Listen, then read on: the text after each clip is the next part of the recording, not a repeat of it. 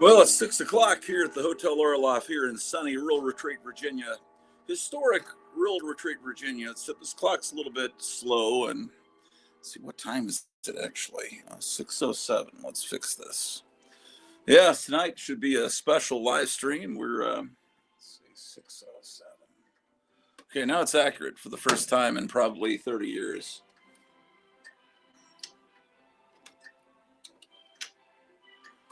Well, once again, I'm your host, Dr. Hotel Orloff. It's a beautiful Friday night. And in the chat, we have Kevin Johnson, the amazing owner and proprietor of Gotham City Comics, a store that's been serving Mesa, Arizona since 1860. And I put the link in the chat if you want to come in. I don't see it there now. So I better do that again. Hold on a second. Once again, I'm doing this show tonight through my iPhone, and it's very awkward to do live streams over an iPhone. So therefore, let's see. There we go. Oh, so already low power. Really? This is why. Done. Okay, chat. Okay, so if you want to come on, here's the link. But we're waiting for a special guest this evening. Dr. Phibes will be, he's been on here a couple of times. One time, a live stream, he came on at the very end. And well, he's been on several times, but tonight it's going to be a mega Dr. Phibes-centric episode. So here, I haven't shown this room very often on the show while we're waiting for guests to come on. This is a whole one sheet for a movie serial for the Tiger Woman. I don't know how well this chandelier is making it hard to see it.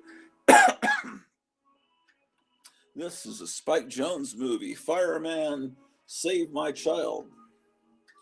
And it's I believe it's the first appearance of Buddy Hackett. Can you believe that? And look, it has Hugh O'Brien, TV's Wyatt Earp. Wyatt Earp, brave, courageous, and bold.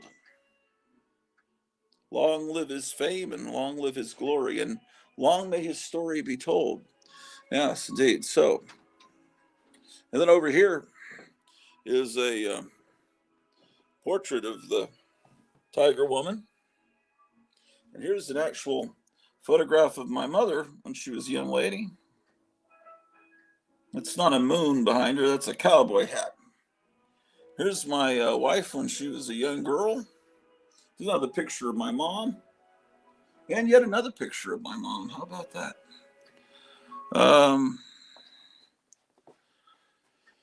How about that? Yes, how about that? And here it's kind of dark. I need more lighting. This is a pretty spectacular thing that I never show because this door to the basement is always here. Look at that. It says, attend our gala New Year's Eve. How about that? I got to put that in a more prominent place in the house. So this door is just never closed to the basement, but I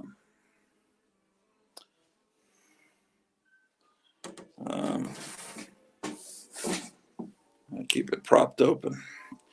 All right, so this is the basement where the pinball parlor is. So, how about that? So, how are you guys doing on this wonderful Friday evening? I can't even tell how many people are watching, man. Or does it even tell me? Oh, John Gora says, sent you something, Kenneth. Got it yet? No, no, but I'm supposed to get something tomorrow that was sent from Illinois, but you're not in Illinois. I don't know. I haven't gotten it, to answer your question. Um, but I'm looking forward to it, John. Thank you so much. Um, yeah, I get these little email updates that tell me what mail I'm going to receive each day, and yeah, I don't know. But yeah, thank you so much. Um, see, Friar Tuck says, "Good evening, ladies and germs." Missing Mars says, "Friar." Well, Moon Baby says, "Good evening, everyone. Happy Friday night."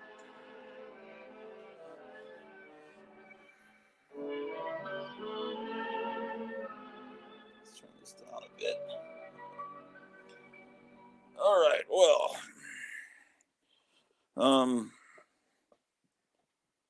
Friar Tuck says, "Brother Mars." Yeah, so let's relax and have a great evening tonight.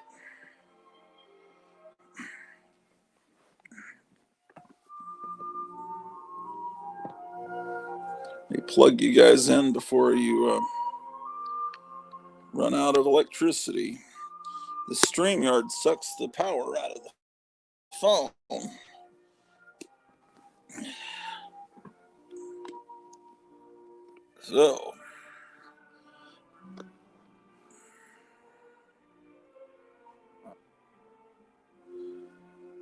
So let's see.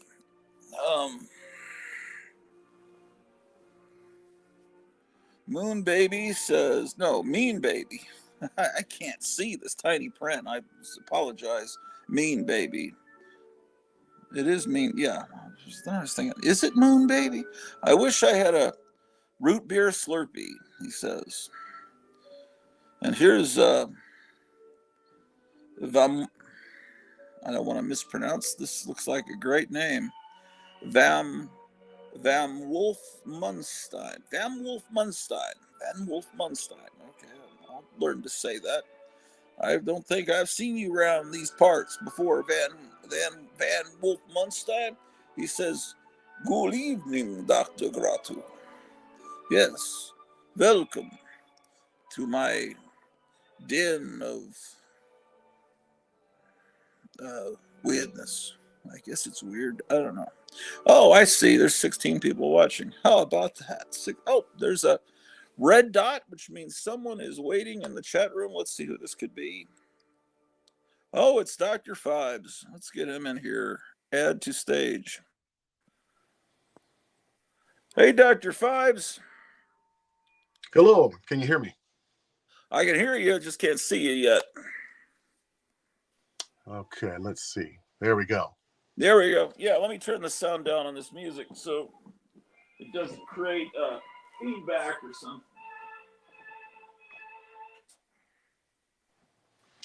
All right. So how was your birthday? You had a birthday the other day. Excellent. Yes. We didn't do a whole lot. Just my wife and I hung out and celebrated. Oh, cool. And you got one coming up? Yeah, mine is not tomorrow, but next Saturday. Yeah, the 20th. 20th, yeah. Mean Baby says, "Orloff, did you happen to do haunted houses when you lived in Dallas? I used to work Reindeer Manor." I don't know that one. Missing Mars, Dr. Fibes, he says, "Happy belated." Thank you. In college, I knew this guy, Lance Pope, that had a haunted house there near the college in an old house called Haunted Verdun Manor. And he kept doing it until that became his sole occupation. And he lived out in the country and had all these wolves and just the haunted house had a facade, but then it was a bunch of trailers behind it that were stacked on top of each other. But you felt like you were actually going through a house.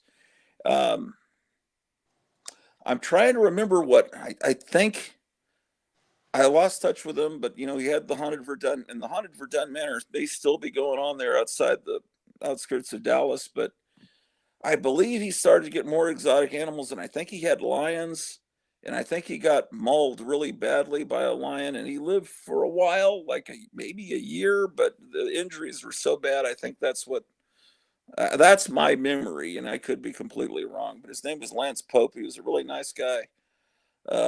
That's all I could tell you about Dallas haunted houses. Um, but We if have a lot you're a of haunted Dallas houses. person, you probably know the name Lance Pope from the 80s and 90s. What was that, Dr. Fibes?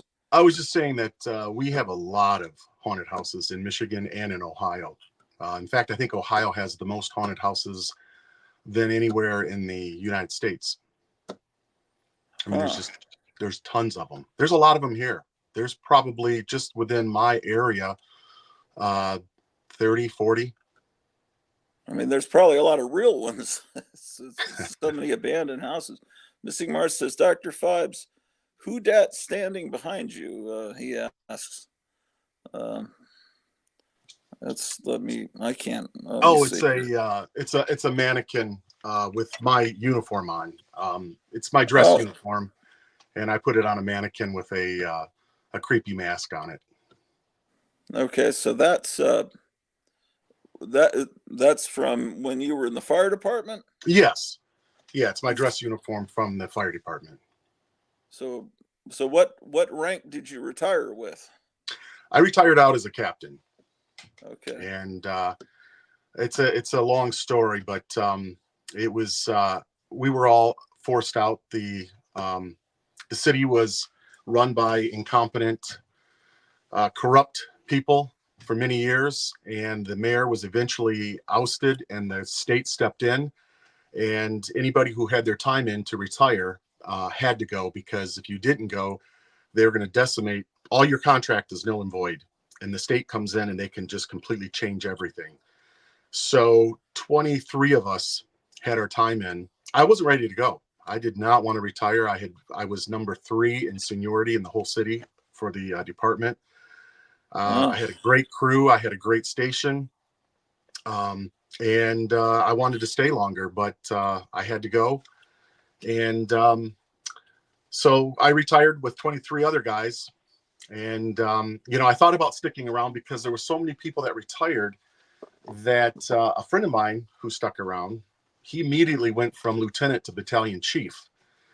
And I would, of course, been a battalion chief, but the difference was the pay that he retired out as well as his insurance. It all got changed. So even though he retired out at a higher rank than I did, his pension is smaller than mine. So it was a good move. oh, that's just horrifying. Yeah, and it was all due to corruption. It was just a typical, city like Detroit, where you have corrupt mayors, corrupt council people. Everybody's corrupt, and there's just so much, BS going on. And I won't bore you with all of the stuff, but it was just insane. It was terrible what was going on, and I was lucky to be able to retire. Yeah. Wow. Yeah, that's insane. Um, Mean Baby says firefighters are probably the most beloved emergency services people. I don't think I've ever met a fireman I didn't like, especially after 9/11. They were Thanks. superheroes. I mean, it's just, I imagine people let you eat free and all that. Did that Yeah, ever yeah, happen? there was some of that went on after 9/11. Ironically, again, being in the city that I was in, it was different. In New York City, those guys were treated like heroes, as they should be. And they were even prior to 9/11. I remember when I was brand new on the job, and I got stationed at the worst station in the city, right in the ghetto, which was where I spent my whole career. And anyway, I was a brand new rookie. I'm on the fire truck. We're driving down the road, and I see 3 kids walking down the street, probably around 10, 11 years old, right around that age. And if I waved to them, and the response I got was this. And so it was funny because the lieutenant sitting in the front seat, he laughed and he says, "Well, welcome to the hood." And it was, a bit shocking for me, thinking, wow, they hate us that much.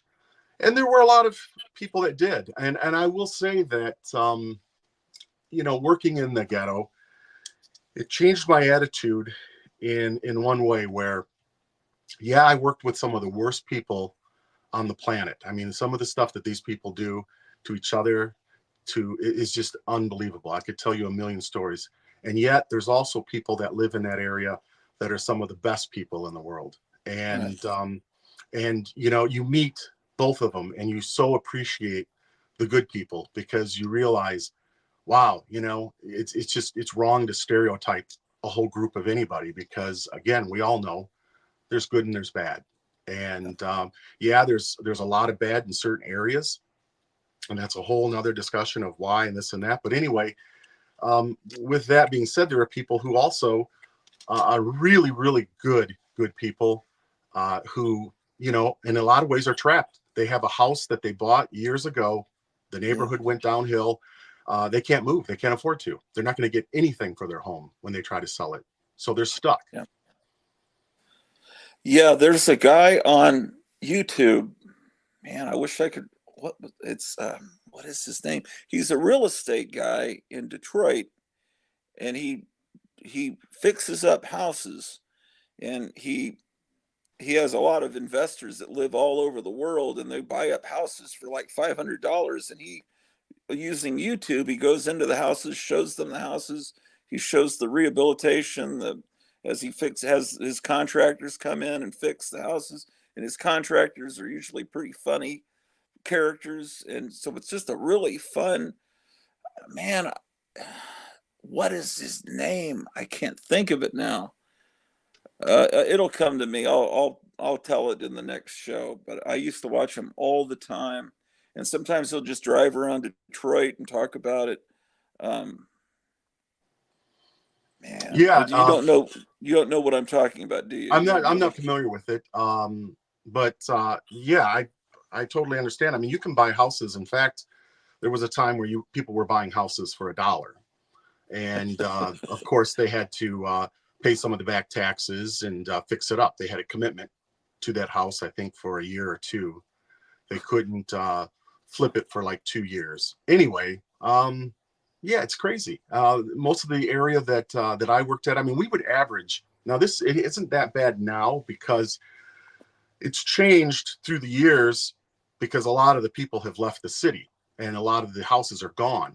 Yeah. But at one time we had over, and again, we're not talking a city that's the size of Detroit, but we had over 75,000 vacant houses alone.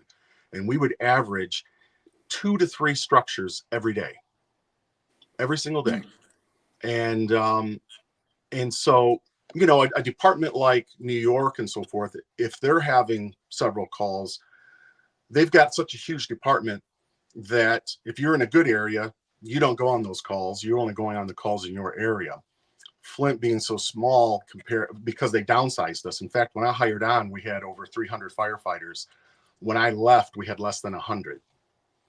And that's a lot of, we were just going on every call, every single call. And we were calling in mutual aid almost if we had 2 fires going at the same time, we couldn't handle it because we didn't have the manpower. Was it mostly arson or was it? 87% of our fires are arson. And it's because John Goris was in the chat, says they still do Devil's Night in Detroit. How far is Flint from Detroit? It's about 60 miles north of Detroit. And yes, Flint was just like Detroit with the Devil's Night. Yeah. In fact, the very first time we got hit with Devil's Night, I vividly remember because I was working, and that particular night we had over 200 fires. We had over 100 structure fires. The whole city, it was insane. It was just complete insanity. We were calling in departments that were 40, 50 miles away to help out because we got caught with our pants down. We did not realize that we were going to get hit that night. And then that's when it all started. And they were copying Detroit. And that was back in like 1988, I think. And then it went on every year after that.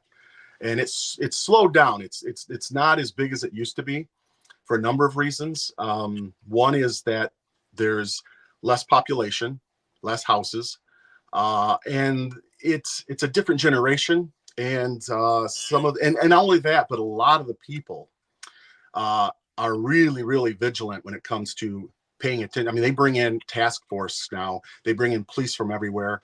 And in fact, that first night and a couple of Devil's Nights after that, you could literally we'd be going down the street, passing houses that were on fire, and we'd see kids walking with cans of gasoline in their hands. That they were that brazen. They were literally walking down the street with a can of gas. And is Devil's Night this actually Halloween or near? No, Halloween? It's the night before. It's the night before, October 30th, the night before Halloween. So as that started, just continually being insane, a lot of the people, of course, were on our side in the neighborhoods. And so they would all turn their lights on. They would all be standing outside. They would put groups together. They'd be walking around with flashlights. There was police brought in, state police, everybody was brought in. And so that tempered it a bit for several years. And then since then, it's really slowed down now. Now they'll average 15 to 25 fires on Devil's Night, which is still a lot, but nothing compared to what it used to be.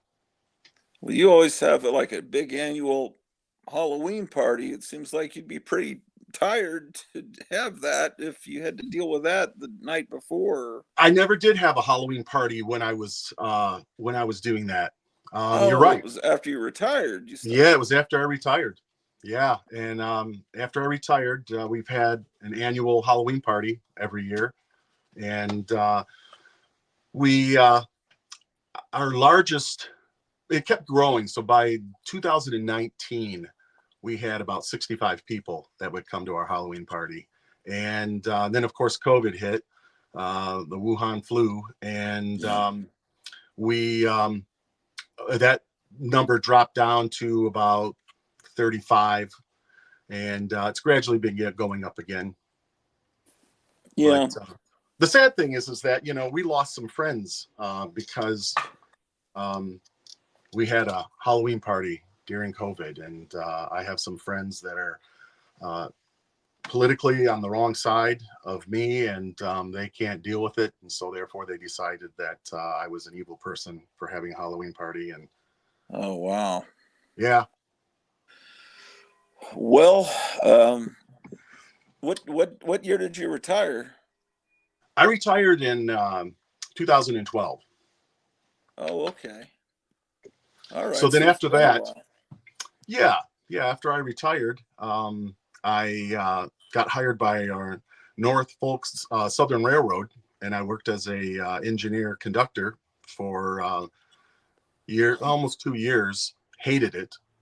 And the reason I hated the job is because I was an on-call guy. So that means that I'm working holidays, weekends, and I just, gone through 30 years of working a job where I was working holidays and weekends. So, and not only that, but I didn't know what my schedule was. You're basically an on-call guy. So when, kind of like with the certain airlines, when you're low on the totem pole, you're a fill-in guy. So I didn't have a schedule. And I was looking to get out of that. And they said, well, if Obama gets reelected, he's going to have a huge layoff because they're going to kill coal. And sure enough, he got reelected. He killed the coal industry, and they laid off 300 of us. And it was a blessing in disguise for me. I was actually happy. I felt bad for the guys that got laid off, but for me, it forced me to go into something else. And then I became environmental health and safety officer at Concordia University, which is, my background. I'm basically the OSHA guy, just a lot nicer. Yeah. And so that's my background, safety. And it's a boring job, but my wife says I need to have a boring job now at my age. And so you were telling us that at one point you used to live in the top part above an old movie theater. Yes, yeah. When I was a single guy, I lived in an old theater called the Capitol Theater. Beautiful theater. In fact, if you look it up, you'll see how amazing it. It was built in the 1920s. It was one of those grandiose theaters like the Fox Theater. There's one in Detroit that they've refurbished, and it's just beautiful. Well, the Flint Capitol used to be like that, and then of course through the years, by the 1970s, it had changed and really fallen on hard times. There was a guy that owned it, so they were having small shows there. But this guy who ended up getting it, I kind of had a deal with him. I said that I will go in there and fix up an apartment, and I'll do it all for free if you give me a really good rate. You got to, cut me a really good deal. And so he had vacant rooms up above, and he said, "Sure, I'll cut you a sweet deal." And so anyway, yeah, I was paying $50 a month, and yeah, $50 a month, and that included utilities.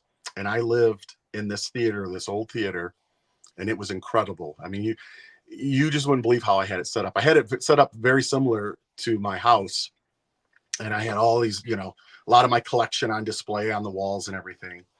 And so there was a lot of bands that would come through there that weren't big enough to play the really big venues, and they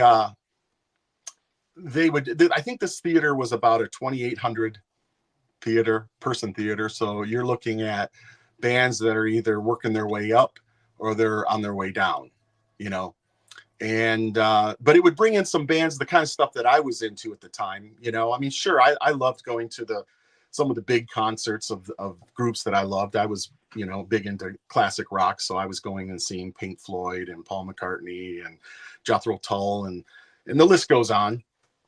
But I was also into a lot of other kind of the smaller rock bands, but the majority that came through the Capitol, I wasn't really fans with, but it was still fun to kind of go see them. For example, when Black Sabbath came through, I wasn't a Black Sabbath fan. My brother was. And I worked with a guy on the fire department who was a huge Black Sabbath fan. I mean, that was his band. And Ronnie James Dio was his guy, more so than Ozzy. And so he asked me, he says, do you think you could get me some decent tickets? And I said, oh yeah, I can get you in for free. Not only that, but I can get you to meet the band. So anyway, we did. I got him in, and we got to meet the band. And I will say, these guys were super nice. Again, I'm not a fan. I don't know much about them, but they were incredibly friendly, nice guys. In fact, Ronnie James Dio had his family there. He had his kids and his wife, and was just such a sweet guy. And I told you that Danzig played there. So I looked it up because I was curious when they played, because I knew they played. I was there. So I went on the internet, and it was October 19th, 1990 is when they played the Capitol Theater. And so how I met Glenn was my apartment, which was actually several. It was a few apartments that I'd knocked the walls out. So it was large enough for me to actually even have a stage in my apartment where I had my drums set up and I had amps and everything. So I'd have friends come over and we'd play music. And anyway, the office for the theater was on the second floor, and it was right next door to my apartment. So a lot of times people would hear music, or they'd hear things coming from behind my door, and they'd knock on that first. And they'd say, excuse me, is this the office for the night? I'd say, no, it's next door. And so that was the case with several. But anyway, Glenn Danzig knocked on the door, And I answered the door, and I said, can I help you? And he says, yeah, we're here. We're going to be playing. Is this the office? And of course I told him no. And he looked around and he said, wow, this is a really cool place. He said, do you live here? And I said, yeah. So we started talking. And anyway, he asked, do you mind if I come in and take a look? And because I had like gold records on the wall from my collection, I had all these cool posters. And so anyway, he came in and we chit-chatted for a little bit. And then he went next door and took care of business. And I told him, I said, well, listen, if you need a place to hang out, I said, you're welcome to come back, And he said, I might do that. So the basement was like the green room for the bands. And it was kind of a shabby type of setup, really, because it was an old theater built in the 1920s. Yeah. So he came back up, and we hung out and talked, and really nice guy. He was fascinated by the fact that I was a firefighter, paramedic, and he wanted to talk about that and talk about some of the calls and stuff I had gone on. And like I said, I wasn't that familiar with his music. I wasn't familiar with him. I was surprised at how short he was. The dude's built.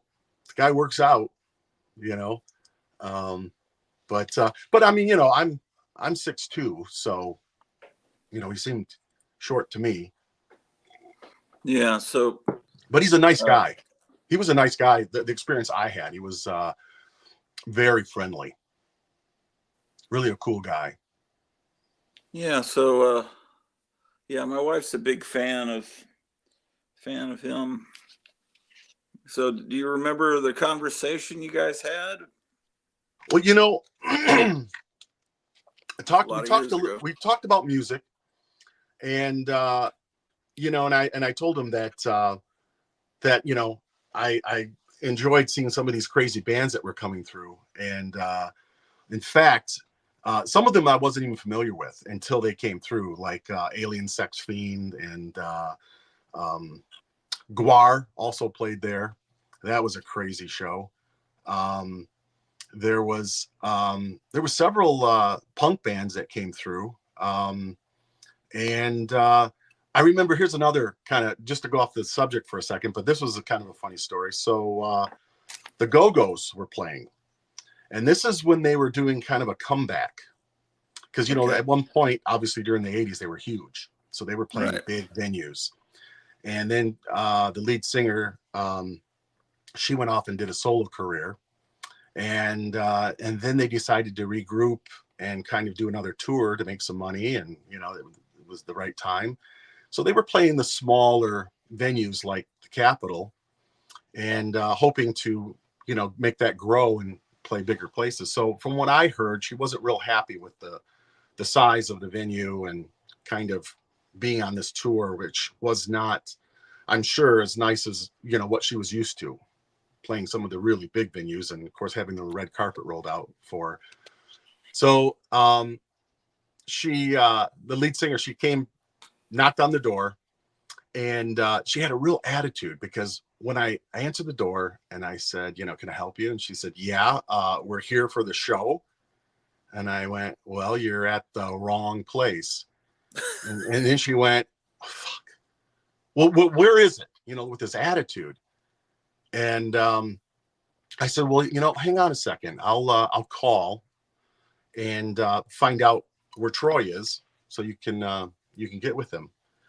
And so anyway, I asked her name. I knew exactly who she was, and I knew the band and everything. But anyway, she tells me her name, and so I called Troy, and I said, yeah, there's this Melanie Carmichael or something like that that's here, that's going to be playing tonight. She said she wants to talk, and I obviously said her name wrong on purpose just to kind of piss her off. And so anyway, she left and went down to the office where the office was. But yeah, I wasn't impressed with her. And it was, how it is. I mean, sometimes you catch people on a bad day. It doesn't mean that they're a bad person. There's certain, no matter what artist you like, you're going to have somebody that's going to come up and say, oh, that person's an asshole. They're a jerk. And, you probably caught him at the wrong time, because there's other people that will say, oh, wow, that person was the nicest person I've ever met. Now, granted, we all know that there are some artists out there that truly are complete jerks, right? Just, they're just impossible to be around, and they're not good people. They're just not friendly. And, yeah, you get that. But the majority of people that I met were very nice. Now, another one real quick is Don McLean, Bye Bye American Pie. Sure. Okay. What a complete a-hole that guy was that day. Really? Oh, man, he was mean to everybody. And I wanted to see him because, that was a part of my childhood. That was a huge hit when I was a kid. Yeah. So I'm thinking, oh, this is pretty neat, man. He's coming here. I want to meet him, maybe get his autograph, And so he was being nasty to his people. He was being nasty to the people at the Capitol. And I couldn't believe it. And I was like, oh, screw this. I'm not asking him for his autograph. He's a jerk. And in fact, I didn't even watch the show. He was so nasty. I don't know what was going on with him that day, but he wasn't a nice guy at all. Wow. So is that theater still there? Yeah. In fact, it got sold. University of Michigan bought it and sunk over $1 million into it. And now they've restored it back to a beautiful theater. And yeah, it's a gorgeous theater. My mom's gone there for some plays and shows. Do they ever run movies there? I believe they do. I think that, but not often. Not often at all. I like going to old theaters, and I like going to old theaters to see old movies. But there hasn't been any that I've known that have been shown at the Capitol. But I'm actually, it's about 70 miles south of Flint. So, in fact, from my driveway to the fire station that I used to work at was 78 miles one way that I would drive. But I like being out here in the country. I like being away from Flint. Yeah, I can imagine.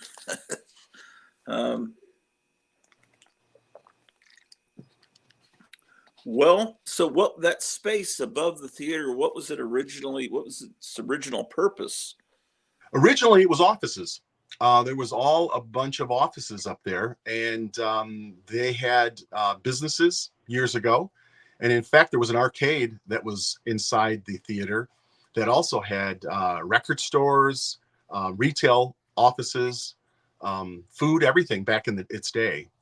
And back in its heyday, it was a beautiful theater. It was just amazing.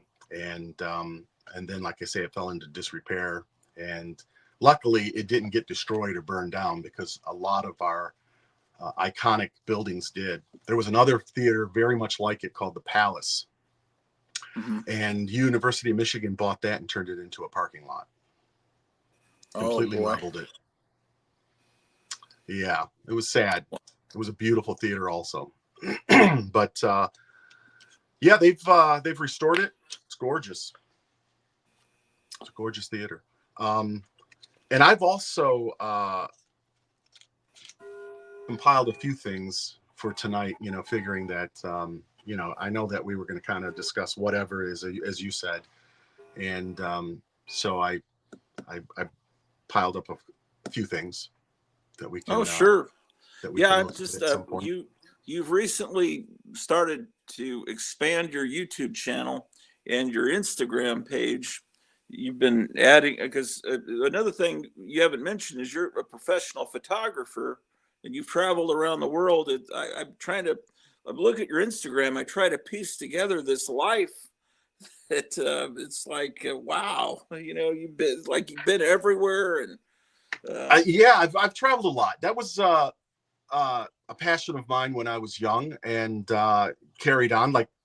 So some of it, the majority of it wasn't work related. The majority of it was simply, I was young, single firefighter making decent money.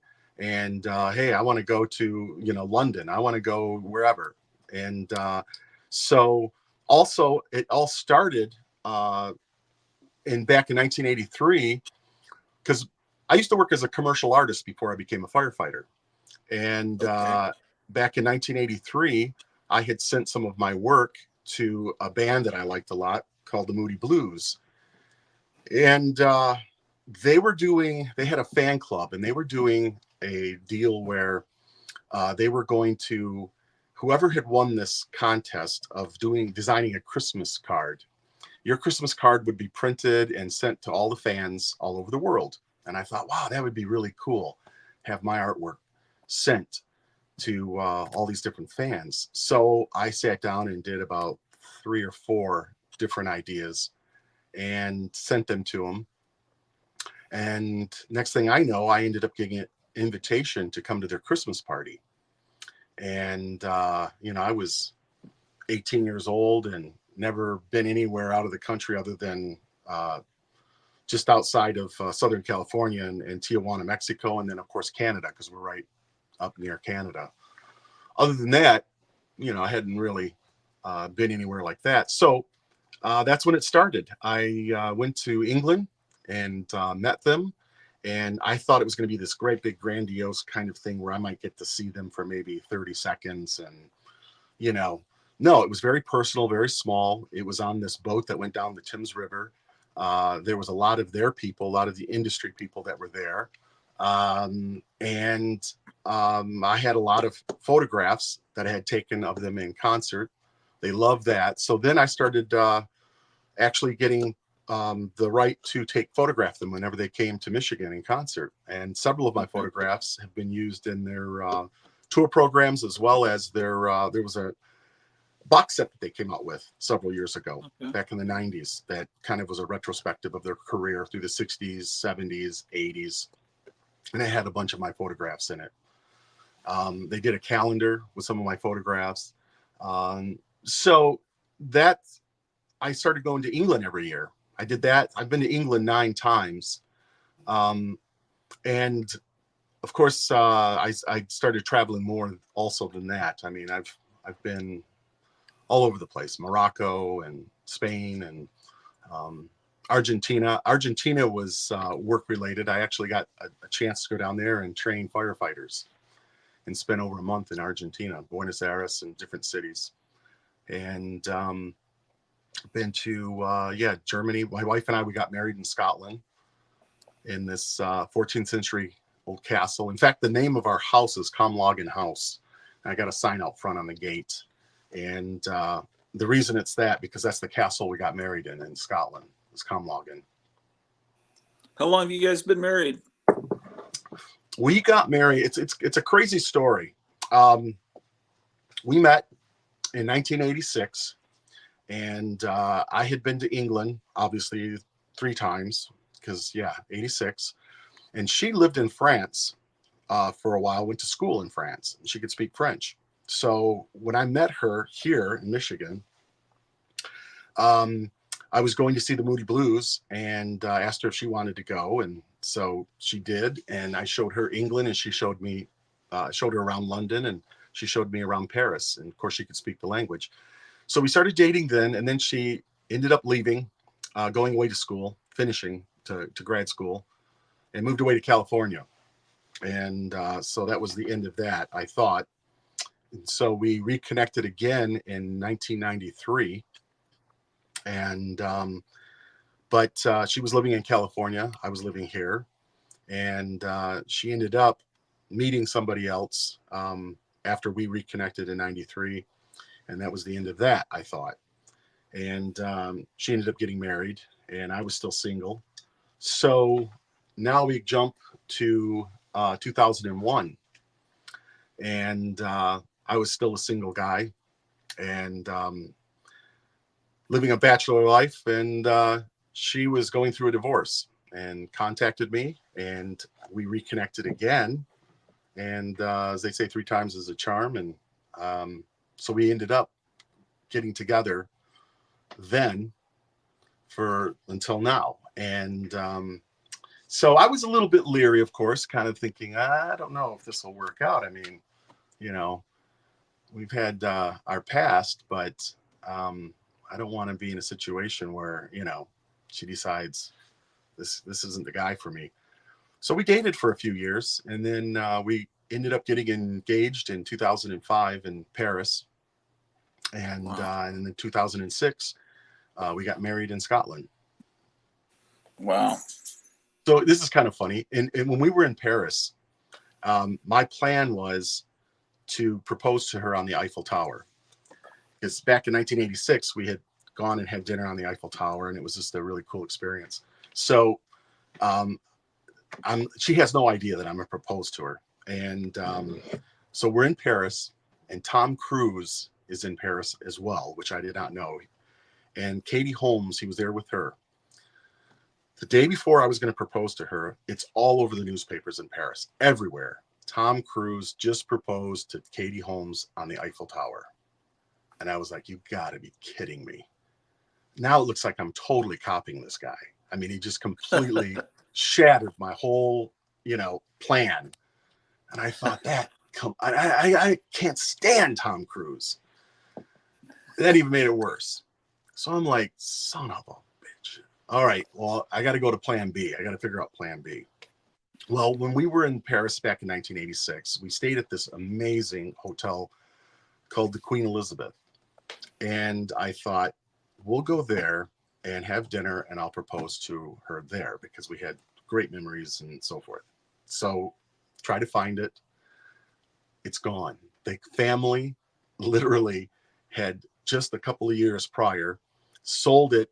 No, the woman that died, and she passed it on to her son. And her son, what he did is he completely renovated the whole thing. And it was this amazing, beautiful hotel that was Victorian, gorgeous inside. I mean, it just looked like a castle. It was beautiful.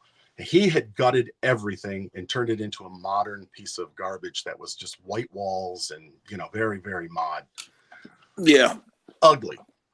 So I thought, no, we're not staying here. It's not even the same hotel. So now I have to go to plan C. And we had a great experience. And again, a lot of people will think, oh, this is weird and, very strange, but whatever. I mean, it was, my wife liked it. So we went to this amazing cemetery that a lot of famous people, a lot of famous composers, writers, poets, you name it, movie stars, they're all buried at the Père Lachaise. And Jim Morrison from the Doors, he's there. Chopin, I mean, the list goes on. List all these famous classical composers and writers. So one of my favorite writers, as well as hers, was Charles Baudelaire, who him and I shared the same birthday. And he wrote a lot of he was very influenced by Edgar Allan Poe, and I like Edgar Allan Poe a lot. And he was kind of obsessed with Edgar Allan Poe. In fact, he wrote stuff that ended up getting him arrested. Back in the day. I mean, it was, we're talking the 1800s. But he translated all of Poe's works. And so we went to his gravesite at the cemetery. And I kind of fooled her. I'd laid the ring down on the gravesite. And so she walked over and she looked at it and she says, "Oh my gosh, Martin," she said, "somebody left a ring here." And when she turned around, of course, I was on one knee and, proposed to her. And so so anyway, yeah, I ended up proposing to her at Charles Baudelaire's gravesite. Wow. And that's cool. So then, we got married the next year in a castle. I wore the kilt, the whole bit, cut the cake with a sword. It was really cool. They played bagpipes.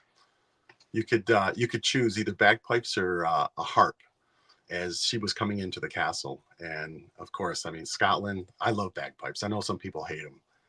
I love them.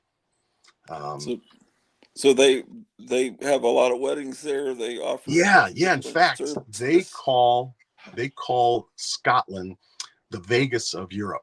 And the reason, really? Yes, and the reason is because we were going to actually get married in London because that was going to kind of recreate our trip that we had back in 1986. You know, we spent time in London, and then we went to Paris. So we got engaged in Paris, and I thought it'd be cool if we get married in London. Well, there's all this red tape. You have to literally be there 2 weeks prior to even putting in your paperwork and stuff to get married. So we looked at France, same thing, a lot of paperwork. You have to be there so many weeks prior to. So all of these countries have all these strict rules except Scotland. Scotland, you can file everything from the United States, the country you're in. It can all be ready. You could literally get married the day you arrive if your paperwork is all in order. So Scotland was the place, and it was the best choice because it was amazing. The people were so friendly, and it was very inexpensive, very cheap. I mean, people are shocked at how inexpensive it was to get married in Scotland. It sounds like crazy grandiose, but I mean, I was even just like, what? Even like renting the whole outfit, the kilts and the Prince Albert jacket and all that stuff that you get, you know, the shoes and the socks and the dirk, the knife, all of that stuff. And it ended up costing for me, now this is, you know, several years ago, this was back in 2006. But anyway, it ended up costing in American money, it was about $40, and I got it for 3 days. And I was like, are you sure that this is the right price? And she says, yeah. This is unbelievable. And the people were so friendly. They were just unbelievably friendly to us. But that is great. Yeah, it was. It was a great experience. So what do you have in your office there that surrounds you? So in here, I keep the boxes of comic books in here, some books, my magazines. I do have some things stored in the basement. And I keep, of course, the basement dry. I've got a dehumidifier always going down there. But this is kind of more of the items that I want to be able to get to at any time. And I do keep, in fact, the last time I showed you, I keep my DVDs in the basement. And so this is something real quick. That big rows of DVDs that I have, I decided to make some cards that would, you know, show you what categories. So anywhere from comedy, horror, fantasy, adventure, and this is something that, you know, would be easy for anybody to do. You just simply cut it to size, and you could actually go online and, you know, print your own. I drew these. I just went online and looked at some ideas and just drew them from ideas that I had. But this one's for comedy, and you can see where the little cutout right here. So that way, you know, it slips into when you put it into your shelf. Oh yeah. Yeah, and it'll just only this part where it says comedy will stick out. Just that, right? That's just that little section sticks out. But I just thought it was kind of neat to, you know, add a little bit of artwork to it. This is horror. Oh, good.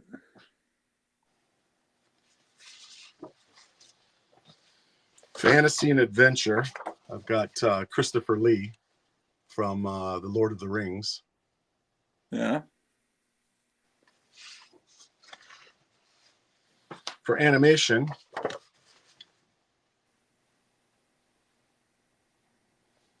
Batman. Yeah. I've got a section that is Mystery Science Theater 3000. So I just did that.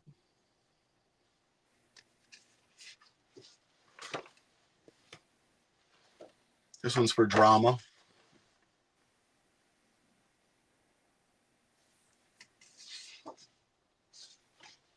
Yeah. Christmas, of course, we've got Krampus.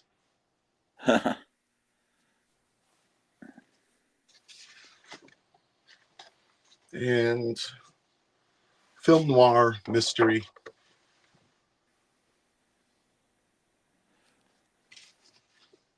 Yeah, these are great. Western. It's just a sketch of Clint Eastwood.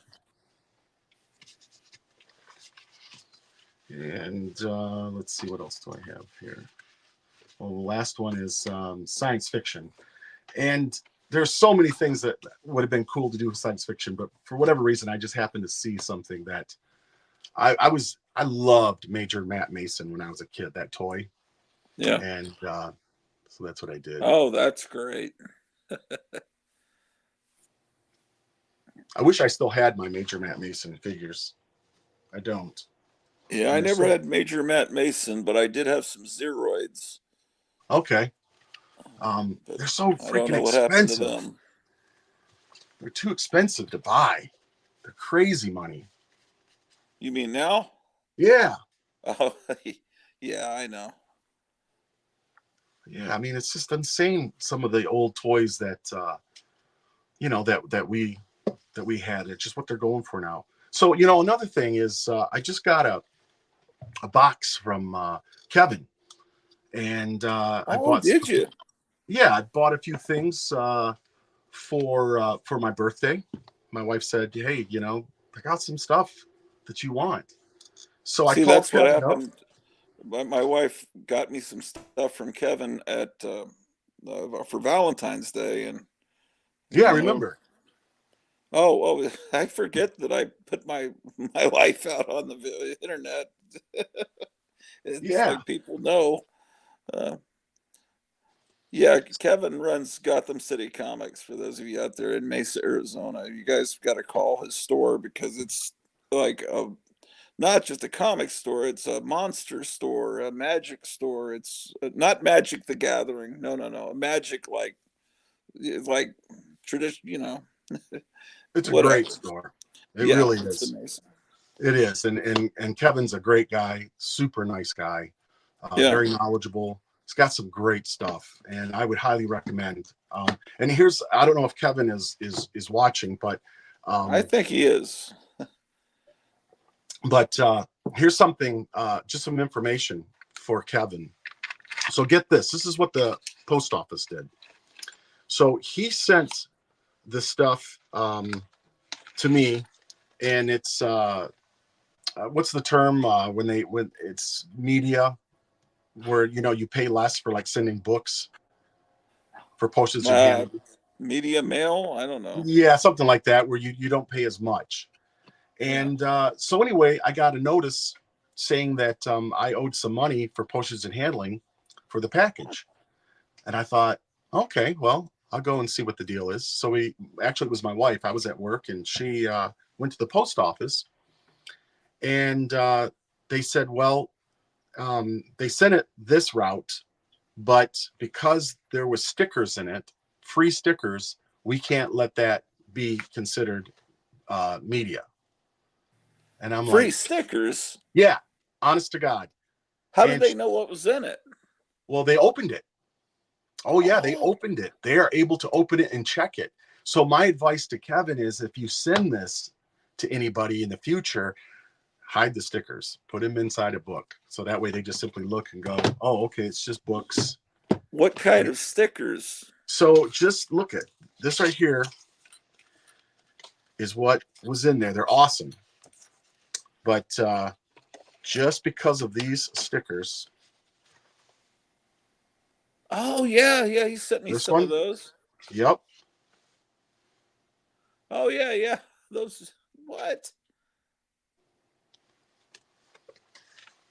And this cool one. This one's awesome. Because of that, it ended up costing an extra $17. Yep. So anyway, and I didn't mind, paying it. It's just that I just want Kevin to know that the government is looking for any way they can to get squeeze every nickel out of you. The regular tax-paying middle-class guy out there, you know how it is. They're trying to stick it to you any way they can because they got to pay for all this crap that they're doing. We can send $100 billion to Ukraine, and somebody's got to pay for it. Well, you know who it is. And so they're looking for ways. They're looking for ways to get that extra money. So yeah, they actually opened the package, and went through it and saw these stickers and said, nope. And you got to pay. So they actually charged twice. Wow. Yeah. It's crazy. So I got 3 books. Oh yeah, yeah, that's a great book. He showed that one time.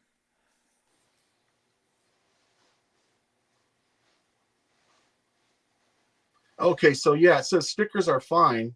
It's periodicals with advertising that are exempt.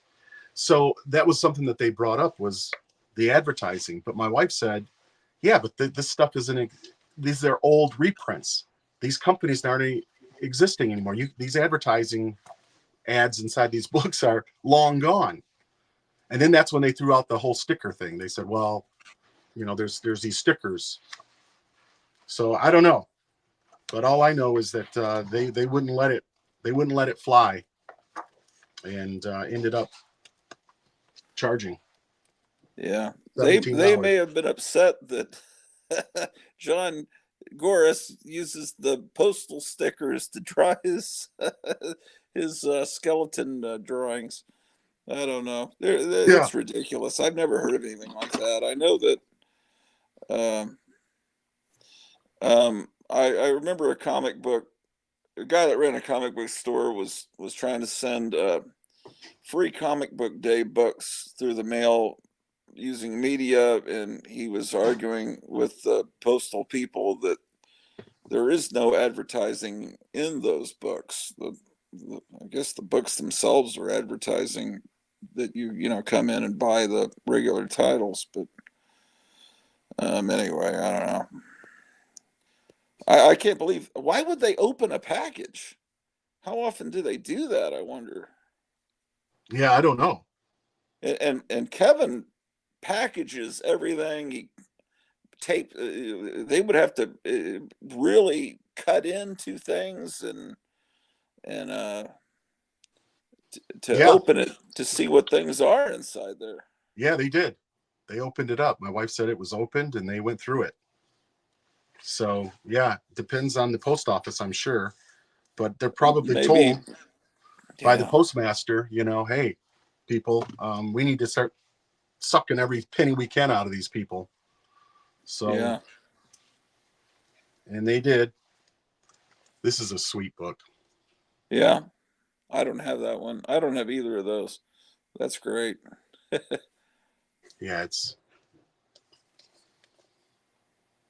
Yeah, those Craig Yo books are great. and then the last one is this one. Yeah. I really like Ditko's work. Oh yeah, of course. Yeah, so anyway, I was real happy with that.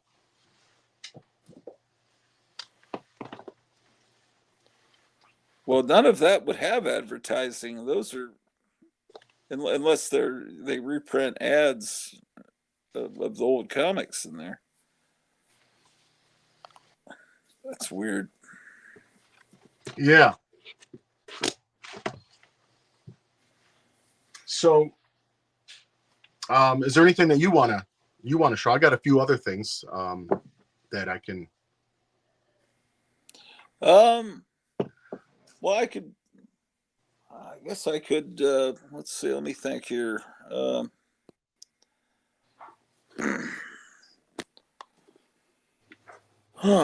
Okay. Well, I'll. I mean, if not, Gratu, I've got some other stuff. You know. Show some other stuff. I'm kind of relaxing here with the dog. Okay. But Yeah. I'll think of some, and I'll go around. That's Once I charge this phone up, I'll go around and show some stuff. okay. Go ahead. Yeah. That's what I like about your show, is that it's so laid back. And Yeah, there's no. yeah, it just is kind of fly by the seat of your pants, and whatever happens, and I like that. So, so another thing that I thought I would show is, the last time I was on, uh, I was going to show you some of the military stuff that I have. I have a pretty extensive collection of military stuff. And so I just grabbed two items because what I'll do is when I'm able to go outside and kind of show you some of the trailer and kind of have things opened up, I'll show that to you. Because as I said, years ago, I used to do some reenacting with my son. Now it's been probably 12 years since I've done any reenacting. I mean, the group that I used to do it with, there was a lot of veterans and there was a lot of guys that were current soldiers that were currently in the military. And I know some people, squawk at it and say, oh, that's cheesy and all that's, that's stupid or whatever. Well, you can feel the way you feel. But honestly, I mean, it definitely, I thought, was really cool because my son got to meet several of the veterans, lots of World War II veterans. There were several of the guys that were depicted in the Band of Brothers series. Yeah. And those guys would come to the events and some of them had books. They'd be selling their books. You'd get an autographed copy. My son and all of his friends, they got to meet these guys. These guys are heroes. These are real heroes. And their stories are amazing. My son loved reading the books, and I've got pictures of him shaking their hand and so on. And there was a lot of veterans that come to these events. And like I say, a lot of them participate. In our group, they were pretty strict as far as who they allowed in. And because, I mean, again, like I know some of the stories where people will say, oh, I saw this Civil War guy and he was, 400 pounds and 5'2" and it just looked ridiculous. Well, you're going to get some of that, but it just depends, and I mean, the majority of these people, especially with the World War II and Vietnam, they really take it seriously. They're strict with the uniform, the hair. And like I say, even the etiquette and all of the rules, it was good. It was good for my son because in a lot of ways, it was kind of like the Boy Scouts, where these guys are stressing all of this proper etiquette that you have to do, and working as a team and all of that. Now, like for me, they wanted me to kind of represent my own rank that I was on the fire department and stuff. And I'm like, no. I don't want to be in charge of anybody. I don't want to have anything I have to do. For me, I would go to it. As I said, it was kind of like camping for me because I'd go and I'd set up a really cool camp, kick back and be reading comics or books. And my, in the tent, I'd be kicked back and just kind of relaxing while those guys are out doing all of the talking to the people and explaining the weapons. And now there was parts of it that were exciting for me, like being able to, I got to fly in a Huey. And we had ex-Vietnam vets that were flying these Hueys and they were showing off. And let me tell you, it's unbelievable how they maneuver those Hueys. I mean, I've been in a helicopter before going through the Grand Canyon. That's nothing compared to these vets, Vietnam vets flying these Hueys. I mean, it was better than a roller coaster ride. It was incredible. And you're, on the completely side and this side and up real fast and down. I mean, it was just amazing. It was really cool. And then riding in a tank and half tracks and all that kind of stuff. It's pretty impressive. And like I said, a lot of these guys, the guy that was several in our group are currently serving in the military. One was a staff sergeant, and they're proud of it, and they should be. And it was a cool experience. But when my son ended up going off to live at the Olympic Training Center, it pretty much put an end to my, because I did it for him. It was the thing that he wanted to do. And when he found out about it, I was at work with a firefighter who was a Civil War reenactor. And if I was telling him about my son being really into the World War II, and he says, well, you should take him to a World War II reenactment. I said, I didn't even know there was such a thing. Never even heard of it. He says, oh yeah, they're really cool. So I did. I took him to one. He loved it. So we went to several. And then of course, when he got old enough, he wanted to participate. So it was like, okay, well, yeah, let's do it. So I have a friend who owns a Army surplus, and he was able to get me a lot of stuff. I had some stuff I collected from when I was a kid, and this friend of mine was able to also give me really, really good stuff. And so since then, we got into collecting.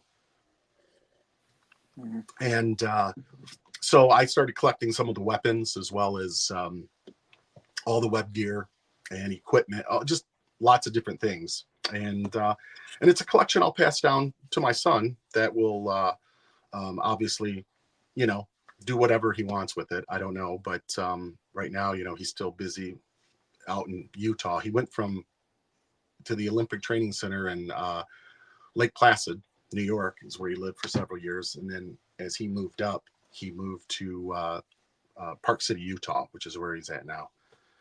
When But is the next Olympics? well, right now he is. So he'd been in the program since 2000. Let's see, 2012, I think.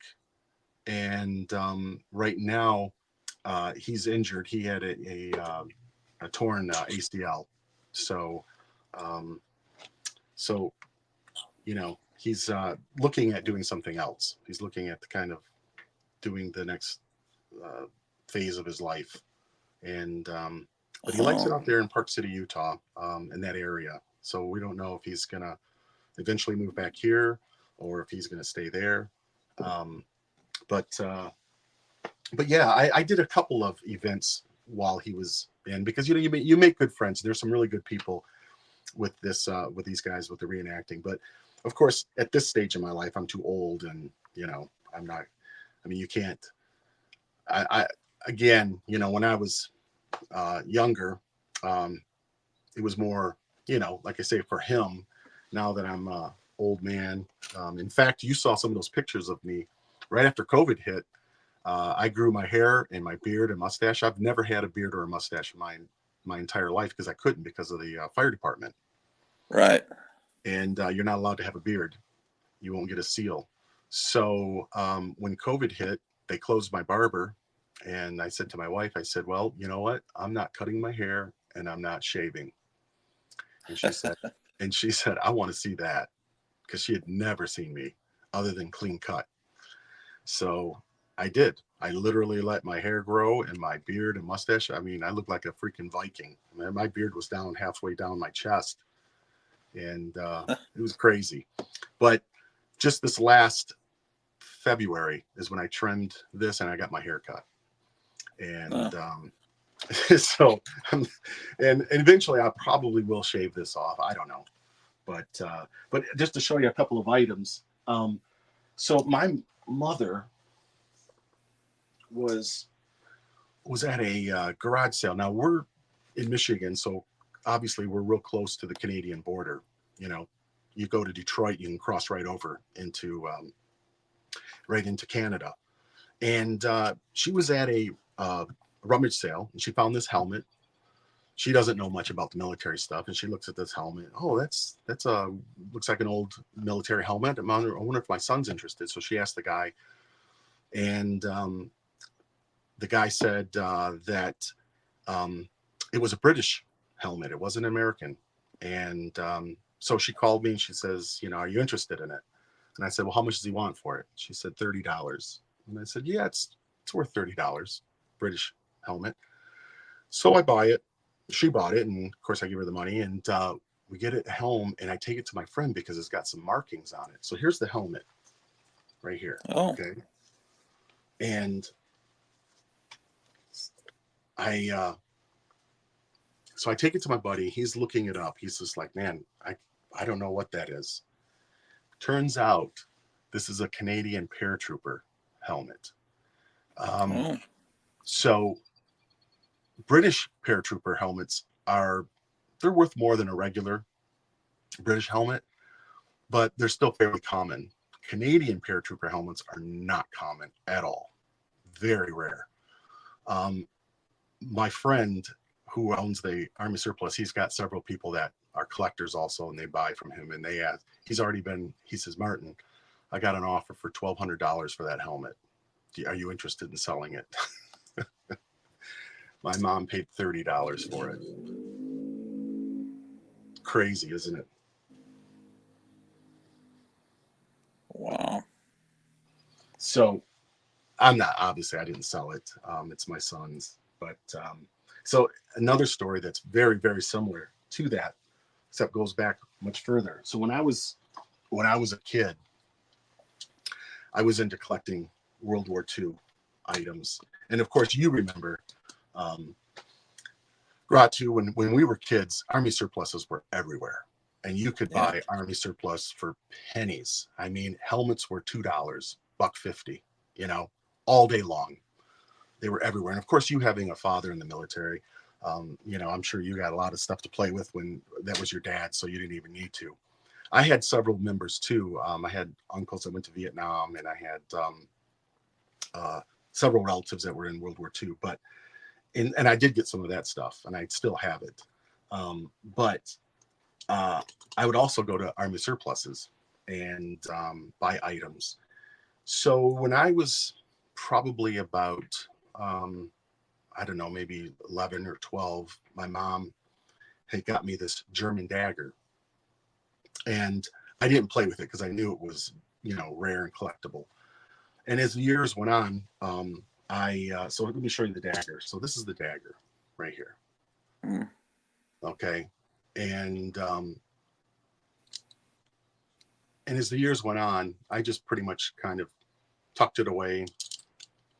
And so as I made friends with this guy who owns the Army surplus, I take it to him and I'm like, you know, hey, I want to find out a little bit about this dagger. Find out, you know, what type of dagger it is. So he ends up looking into it. It was very difficult to find out because I couldn't find it. I was looking for it on the internet, could not find anything that matched it.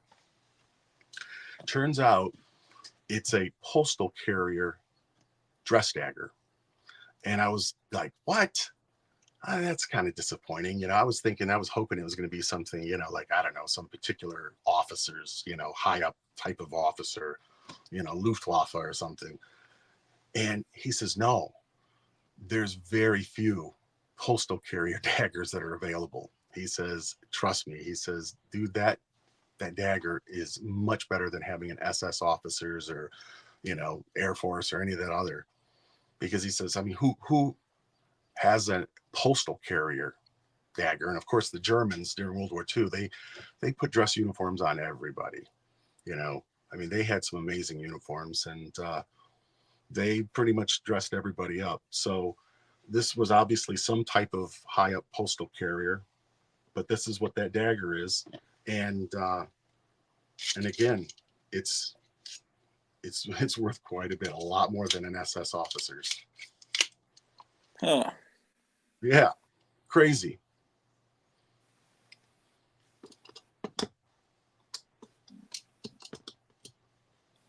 Now, the World War II reenactments, are they overseas or do they have them here? They have them both. They have them. They do have them in England, Scotland. They have them here. They have them all over. They have a huge one in Conneaut, Ohio, which is right on the border of Pennsylvania. And they do a D-Day reenactment. That's just amazing. I mean, they bring in airplanes, World War II airplanes that fly over. They have thousands of reenactors that come. They're very strict on the rules of appearance, uniform, hair, all of that. And we've gone to it several years. They even have, which is really cool, after the event, after the main battle, there's an old Masonic lodge that everybody goes to, and they have a big band that plays big band music. All the women dress up in 1940s clothing. All the guys wear their dress uniforms if they have one. Otherwise, they're wearing, you know, their best HVTs or whatever. And a lot of people, of course, are even dancing the 1940s style to the music. Mm-hmm. They've got food. They got a bar set up. It's just like stepping into the past. It's really, really incredible. And then, of course, there's a lot of, like I say, old veterans and stuff that are there that you can visit with. And it's quite an event, but it's gotten so big that they turn people away now. Unless you have your division, your unit has already been accepted. Any new ones, they're just saying, no, we don't have the space for you. But they'll have thousands of Germans and thousands of Americans that show up to this event. And then there's also British units too. But they have them all over in Michigan, these events. I personally like the timeline ones. If it were up to me, the reenactment I would have chosen would have been more like Revolutionary War or something. Yeah. But anyway, my son, that's, he wanted to do World War II. So I was like, okay, hey, we'll do it. So how do they recreate D-Day in Ohio? Do they just have a So it's lake right in the on the center? Great Lake. It's right on the Great Lake. You're literally, Oh, yeah, you're coming in, and they actually have the Higgins boats coming in, and you get to ride in a Higgins as it comes up on the beach, and the doors flop open, and you go into water that's freaking, waist or neck deep. And oh then wow. there's a beach that you charge, and you're on the beach, and they have planes flying over, and there's flash pots that they have. So they have like a little marker that the audience can't see. Audience comes to see the event too. There's all these people that come, and there's areas that they mark, basically don't step there, because that's where a flash pot's going to go off. And so just like it's like a movie set. They got bombs going off, explosions. John Yeah, Goris is asking if they do blood squibs. they don't. There has been some guys that have, but most of them don't want to, mess up their uniform. So, and have it all stained up or whatever, but no, the majority of them, no, the majority of them don't. And but I mean, they're using blanks, and it's pretty cool. It's impressive to see. And they've got some amazing vehicles and stuff there. I mean, there's a lot of German equipment there. There was this beautiful 1930s, I don't know what year in particular. I took some pictures of it, but it's a German Mercedes-Benz that's all done up, and that's where they had these German generals riding in it. But yeah, lots of vehicles, lots of guys who are military collectors that collect vehicles. These are the events they go to. They go there to show off their events. It's like a guy who has a 57 Chevy that goes to a car show. These guys are bringing their military vehicles, their half tracks, their tanks. Big old semi trucks are bringing in these tanks, Sherman tanks and everything. It's incredible. Wow. And yeah, it's quite an event. And like I say, it's you learn a lot. It's they take it very seriously. And I enjoyed it when I did it. It was fun. It was a lot of fun. A lot of good people. A lot of really good, friendly people. So you're going to start doing tours on your YouTube channel? Well, what I'm going to do, yeah, I'm going to I'd like to do similar to what you do. I'm going to do kind of a walkthrough. I mean, I'll probably start with doing the movie posters, talking about those. Every single movie poster that I have the movie as well. Okay. And I love the movies. I do. I'm not just one who collects the posters because it's a cool painting. I really do like the movies. I love old sci-fi, old horror. I'm not really that into the new stuff. There's a few here and there, hit and miss, but so few. It's just, and there's probably some that I don't know about that I would probably like that are newer, but because it's newer, it just turns me off usually. And I'm just kind of like, I don't know if I'm going to waste my time, seeking that out. But there's been a few. I know last night you guys were talking about a few, you and Kevin, and oh yeah, at the end, yeah, and there was some that you hadn't seen and I hadn't seen either, and then there was a couple that I had. So like for example, Texas Chainsaw Massacre, that's a well-made film. I thought for such a low budget film, and the style that Toby did that, it worked very well. There was no big names, so it was very believable looking as far as the characters. But there's very few of those kind of films that I'm really into. I saw them when they first came out, like Halloween. I remember seeing that at the theater. And I hadn't seen it since 1978. And recently, my wife and I, because she's never seen it, we watched it. And again, I know that some of your audience love that movie, I'm sure, and they say, you're crazy, you don't know what you're talking about. That's fine. We all have our opinions, but I watched it again recently, and I remember thinking, okay, this is why I haven't seen it since 1978. It didn't really hold up well for me. It just didn't really. It's not a movie that does much for me. Now, granted, there's a lot of the really bad horror films that I like that most people would say, oh my God, that's the worst film ever. But I love them. It's just Plan 9 from Outer Space. I'll take that any day over Halloween. And is Halloween a better film? Well, yeah, but I like Plan 9 from Outer Space a lot more. Right. Aesthetically, I like it better. I like the storyline. I like the campy humor. I like the look. There's just a lot about it that I enjoy. And I'll watch that movie any day over most of the newer. Friday the 13th is another film. It doesn't do anything for me. I prefer Halloween over Friday the 13th. I would too. I agree. I think definitely. Halloween is better than Friday the 13th. But again, it's just not really my taste.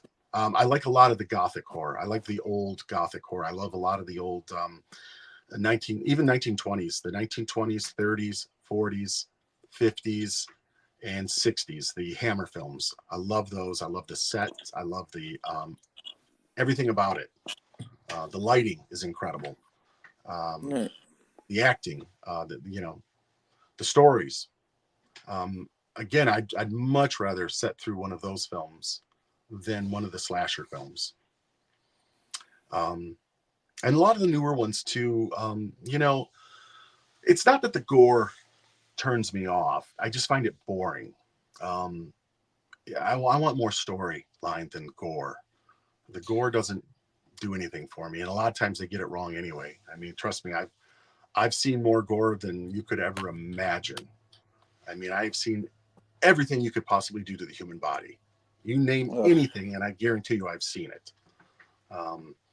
And a lot of it. I mean, it's amazing how much trauma you will see in a city like Flint, Detroit. In fact, we used to even have in Flint, this is the honest God truth, they would bring in medical doctors and Green Berets that were training to be medics to Flint to work in the ER. And we even had some of these guys riding on our rigs because this is where they're going to see firsthand experience of lots of gunshots, tons of gunshot, stabbings, you name it, every kind of trauma you could imagine. We were seeing tons of it. So these guys would come in and they would get that firsthand experience. So Flint, what happened to Flint? The auto industry left? Yeah. It's same thing with Detroit. Absolutely. Auto industry left. Riots happened. You had white flight, and the city went right down the tubes, and the tax base went right down the tubes, and the crime rate went up. And when the crime rate goes up, that also sends people that can afford it to leave. And so they do. I remember in 1976, there's another big time where a lot of the factories were closing. And I lost a lot of friends from elementary school that moved away. They were able to. They had parents that could afford it. And it was a good move for them. It was smart. They got the heck out of there. I went to Flint schools my whole life, and it was very unfortunate. It sucked going to high school and junior high, but the people that could go, they did, and it was a good move for them because the city continued to really plummet downhill after after the 70s because more and more factories were closing, crime was exploding, and then the crack epidemic, when that happened in the early 80s, mid to early 80s, that really was, you know, the nail in the coffin. And we were dealing with it firsthand. You know, we were on the front lines dealing with all of this. And yeah, it was unbelievable. It really was. So the city has, you know, just plummeted. There's no tax base. And then wasn't there a problem with the water about a year Yeah, ago? that also happened, and that was a big ordeal. That there was lead in the water. Yep. And I remember when they were talking about that, you had a bunch of idiots that were thinking, let's save money and let's no longer take Detroit's water. Water was coming from Detroit, and let's do our own. Let's pump it from the Flint River, and we'll process it there. And we just thought that was a huge mistake. First of all, the Flint River is one of the most polluted rivers in America. I mean, this is where all the factories were dumping back in the 1930s and 40s all of their heavy metals into that river. You know, this was all before the whole EPA thing, and people started kind of waking up and saying, hey, wait a minute, that's probably not a good idea to be dumping all those toxic chemicals into the river. And of course, now you've got years later, people saying, well, let's drink that water. We can process it. And you know, there is a definite way to clean polluted water, but nonetheless, we already were getting good water from that was piped in, and they decided to try to save money. And so when they did, there was some mistakes that were made. And of course, there was lead in the water. Lead levels were super high. And next thing you know, you got people that had lead poisoning, and you know, so, and then there was the big cover up, and both sides were really guilty of it. I mean, Flint's a Democrat city. It was 100% Democrat that wanted to do it initially. Then we had a Republican governor at the time who was a worthless piece of garbage, Snyder. And so everybody was covering it up. Everybody was kind of passing the buck and saying, no, it's not our problem. So since then, they supposedly have fixed the problem to some degree, but I know that most of the people that live there, as well as any of the officials and so forth, they all have water that's brought in. They don't drink it out of the tap, even though they'll tell you it's safe. Yeah. So, yeah. Wow. So Well, getting on to another subject. yeah, sure. A couple of other things I thought you might think is interesting, and maybe your audience might think is interesting, are I have a few cookbooks. And so these cookbooks that I actually we have quite a few cookbooks, but anyway, those would be boring. The ones that I have that I think you might find kind of cool is this one. I'm sure you have, Gratu. No, I actually don't, but I've seen that. Yeah, our Crumbs. And it's hilarious. It's typical Crumb. His wife was a major part of putting this together. And I recently looked this up online, and it's collectible. This is one of the earlier ones, and but you can see there's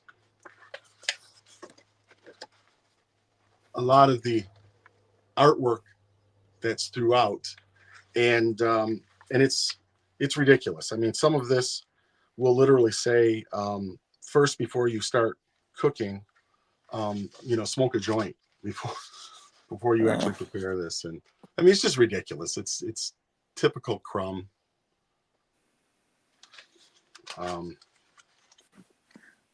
Is it from the early 70s?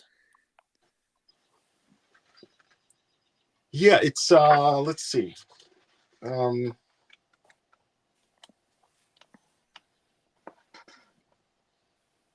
74. Okay. Yeah, 1974. And there's all kinds of recipes in here. And they're legit. You know, it's not just nonsense. But yeah. So another one.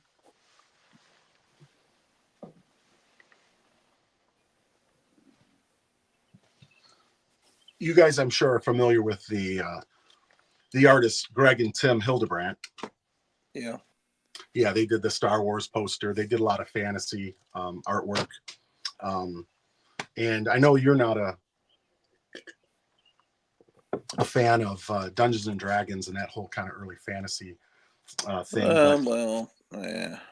I was when I was a kid. I'm not a fan of the newer versions. And I'll tell you how it happened. When I was a kid in 1977, I had a really good friend, one of my best friends, two kids actually, that were really smart. And one of them went to a school that was for really smart kids. And because he went to that school, there was a teacher there that turned him on to this early edition of this game called Dungeons and Dragons. And it was before it became popular. They had these little tiny books that you had to get, and he gave him these books. And so he brought him home and said, hey, you guys, there's this really cool game. We have to play it. So we started playing it, and we just thought it was the coolest thing. It was, you know, it was right up our alley because I was big into fantasy. I was big into Conan, and I was, you know, into Tolkien. I read The Hobbit and all of that.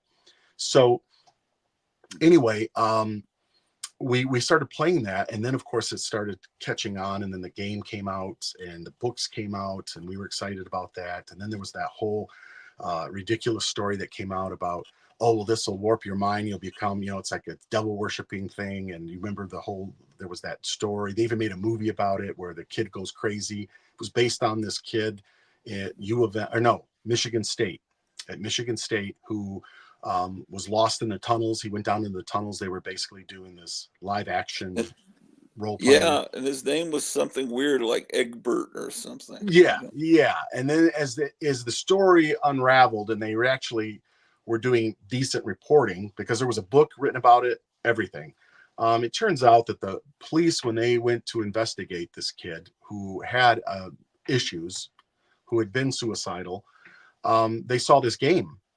And there was all these notes and everything written on the table. And of course, as they're doing their investigation, they're like, what the heck is going on here? This is weird. They're talking about wizards and spells and all this weird stuff. So they immediately went to, oh, he's into this cult stuff. This guy's into some weird things. And, you know, this is what's going on. And they kind of ran with that at first, not realizing that it had nothing to do with what was really going on. And then the kid ended up being found. He had taken off and was staying at somebody else's house or something, and didn't tell his parents, didn't tell his friends. Yeah. And ultimately he ended up, if I remember right, he committed suicide. It was a sad story, but again, had nothing to do with the game. But the bad press was out. So I remember, like, you know, my mom and my grandparents are like, you know, what game are you playing? I don't know about that, you know. Nuh-uh. So they had to look at it and make sure that it wasn't, you know, something that was dealing with Satanism or whatever. And of course they looked at it and they're like, oh, okay, well, this seems harmless. And it was. So anyway, I got into it when I was back in the late 70s. And then I got out of it because by the time I was in high school, I had friends that were still playing it, but I was getting more into music and other things. And then many years went on, and I just completely had nothing to do with it. And then I started working at the college, and some guys, some kids there were like, wow, you were one of the original guys. And I still have all my stuff. I still have my old original books and the original dice, the original game. And it's worth quite a bit of money now. I mean, this stuff is very collectible, which I didn't know. And they wanted to see it, so I brought it to the school to show them. And then they were like, well, hey, you should join us in, you know, playing. Well, the new edition is totally different. I guess it's the 5th edition.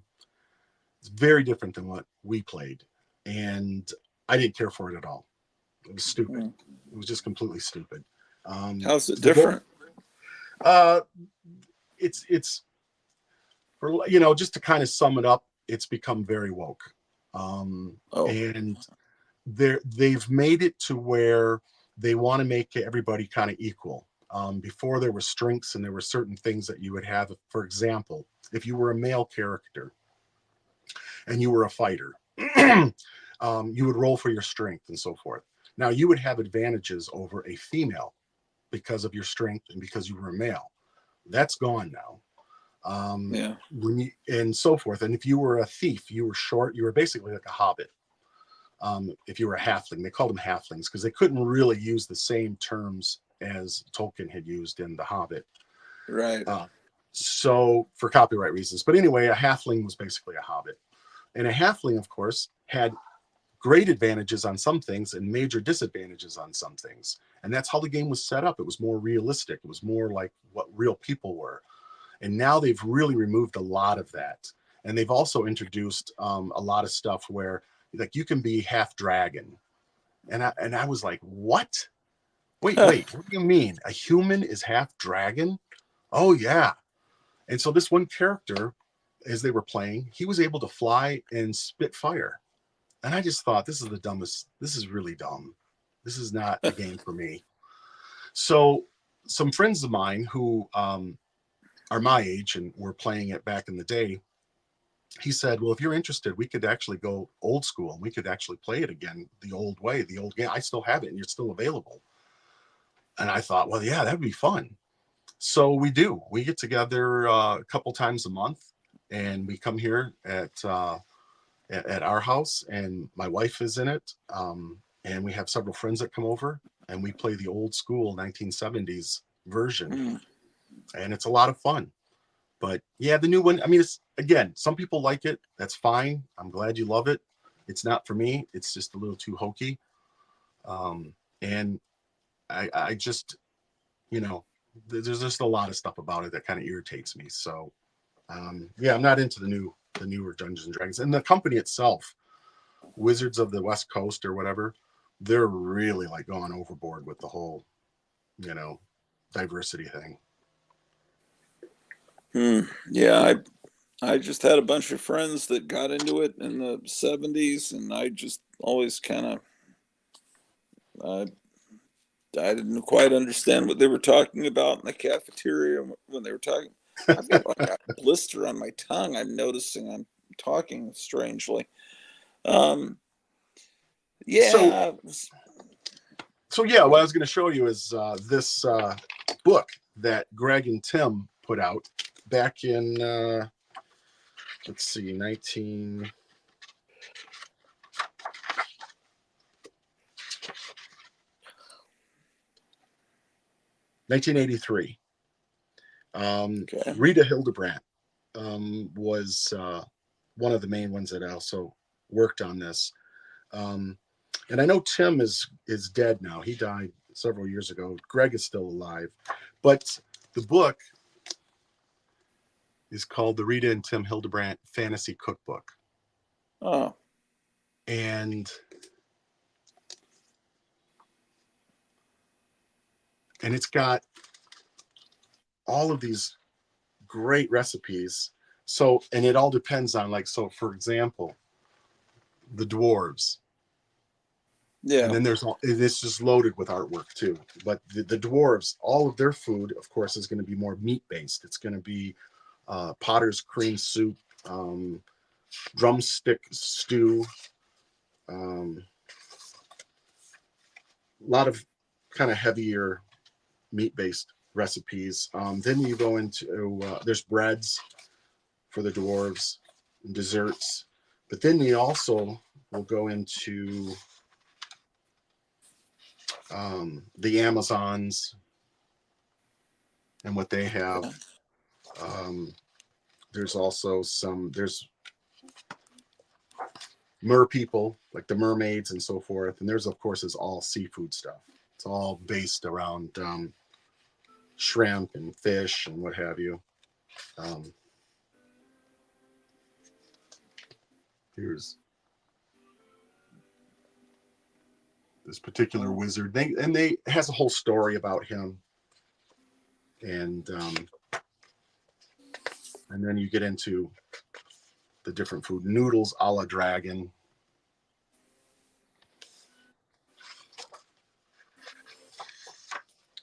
Spicy roll-ups, cheese pie. But Yeah, I had anyway, no idea there was a cookbook. yeah, I think around that same time they started a Saturday morning cartoon, and yeah. The cartoon is just horrible. It's yeah, just that's what I awful. think I thought. Oh, it's just has absolutely nothing to do with the game. In fact, most people who were fans of the game hated the cartoon. I remember when that came out, and we were all just scratching our heads, going, "What the hell were they thinking? This has nothing to do with the game. It's just totally ridiculous." It was like a little kiddies TV show. Had nothing to do Yeah. with Dungeons and Dragons. It was awful. Now here's something I bet you probably have. If not, you're aware of it. This is a cookbook of Mary and Vincent Price.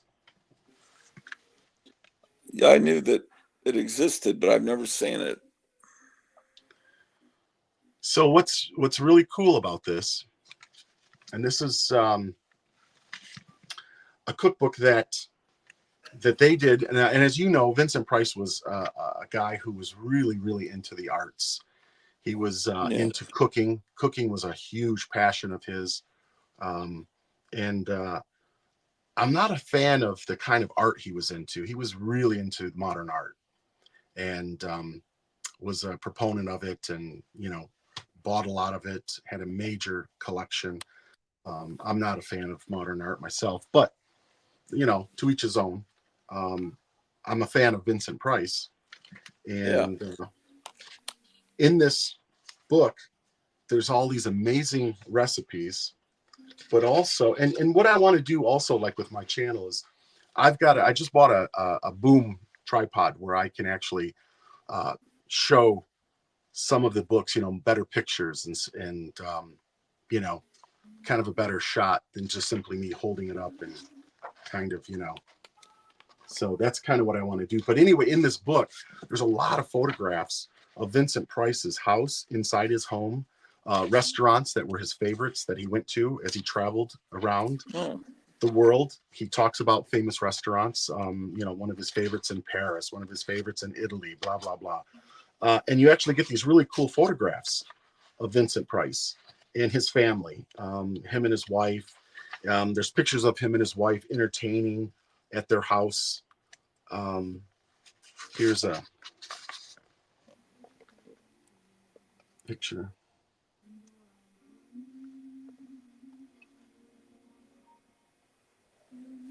Oh. But yeah, and then he talks all about it. He talks about his trips. He talks about why this particular dish is one of his favorites, and so on. It's really a cool book. And then it's not real expensive. Now here's a picture of Vincent Price's one of his kitchens in his house. When did this book come out? I believe 67 or 68. Let me look real quick. Okay. It's kind of neat. Somebody wrote on the inside of this one. Really nice handwriting. But let's see.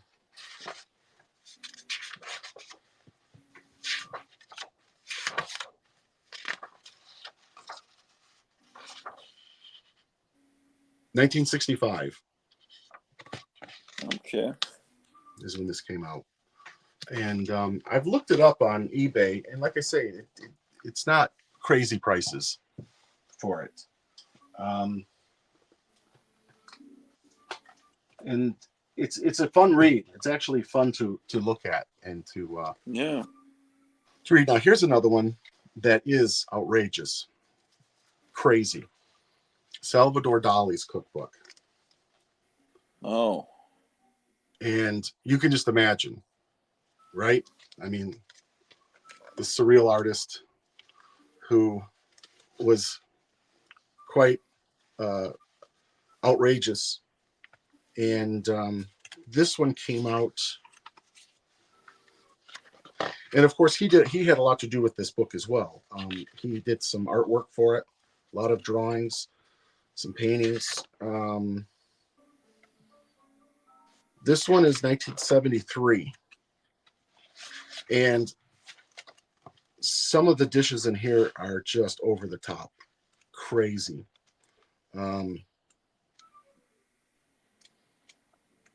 Let me just show you a couple. Well, here's a piece of art that he did. Lobster. When did Dali pass away? That was in the 90s. I would say like 92, 93.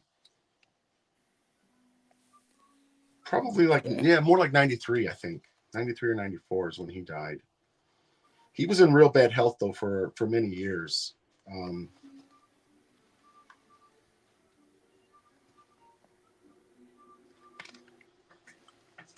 I was planning on having a few things highlighted, but I just ran out of time because there are some crazy recipes in here. Some of them are pretty normal. Well, here's one. This one sounds delightful. Stuffed cabbages with pigeons.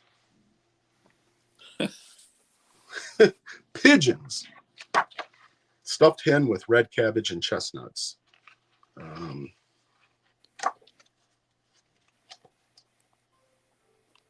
Here's one for peacock. Pheasant with port wine.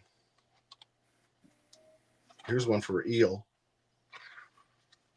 Eels with beer. Yeah, it's wild. This is just some crazy stuff in here. And some of the presentation is just.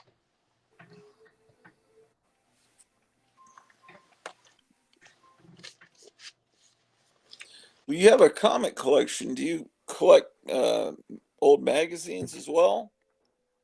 I do. I've got some old magazines. I've got a collection of old Mad magazines as well, and then I've got some Life magazines, some music oriented magazines. I've got, of course, Beatles and things like that are in my collection of. But yeah, there's a little bit of various things, and here's a book that you might find interesting. That's new. Us being fans of pop culture, kids of the 60s and 70s. Did you ever see the Great American Cereal Book? No, I don't think so. So this book, my wife ended up getting it at the library for $1. She goes there, and a lot of used books you can get real cheap. But anyway, this has literally all of the different cereals that have come out through the years. Oh, yeah. The description of all of them. Wow. Frankenberry, Fruit Brute, of course. Talks about when they came out, what year, and what year they stopped making it. Some of them, of course, are still being made, and some of them not.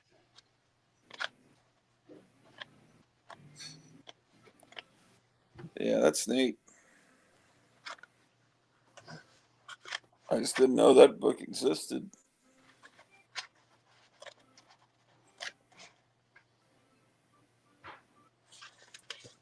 Yeah, it came out.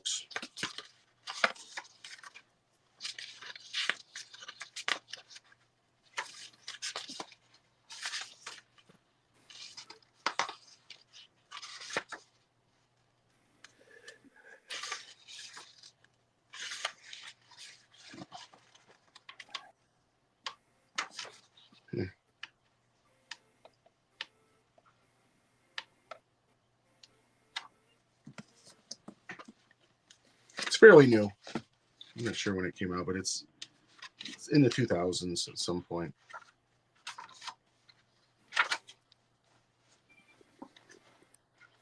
John Goris is asking if Pac-Man had a cereal. I seem to recall that there was a Pac-Man cereal. I'll look. Are you filming with a phone or a camera?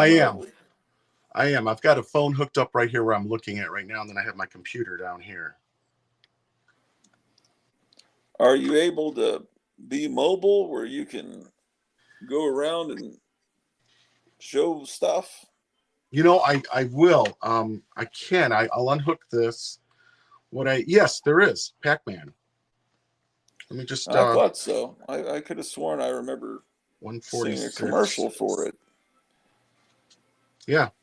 Let me just go to that page.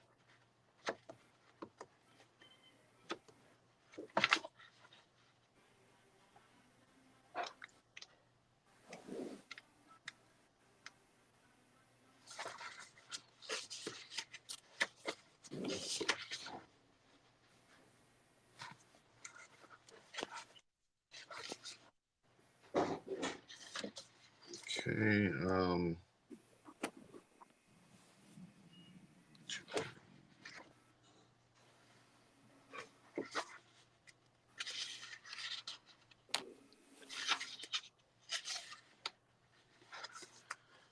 Well, it has several pages listed. So yeah, what I plan on doing, I don't have everything turned on.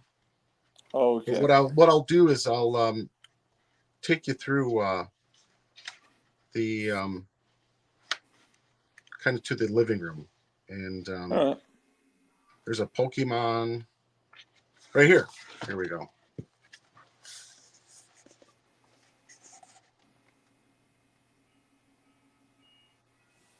Pac-Man cereal. Wow. Yeah, that was not. That was a little after my time. Yeah, same with me. Yeah, General Mills put it out. Yeah, I wasn't into Pac-Man, but yeah, you and I, we're older, and we know how nostalgia is. When you're a kid. Yeah. And I know that Count Chocula and Frankenberry and Boo Berry don't taste the same now, and it's not just that I'm older. They've changed the ingredients to a certain degree where it doesn't taste quite the same. Oh, I totally agree. Yeah, you're absolutely right. It's even the way it looks. The cereal itself looks very different than it did when you and I were kids. It's a lot brighter, and it just looks different. But it's very different flavor.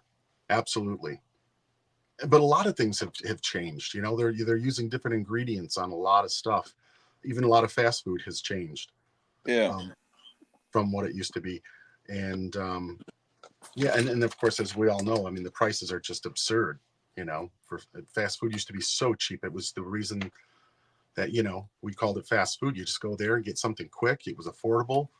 Sure. Now you may as well go and sit down at a restaurant. I mean, you're paying the same price other than you have to leave a tip, at a restaurant, but Yeah. Prices are just outrageous. My wife and I hardly ever go to fast food anymore. It's just rare. We'll go out to a dinner, but fast food it's a complete ripoff. So yeah, let me let's see.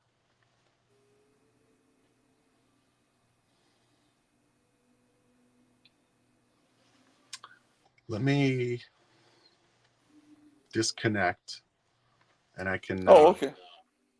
And then come back in, or just this. Oh, I see what you mean. Yeah, I'm just gonna take this off. Right.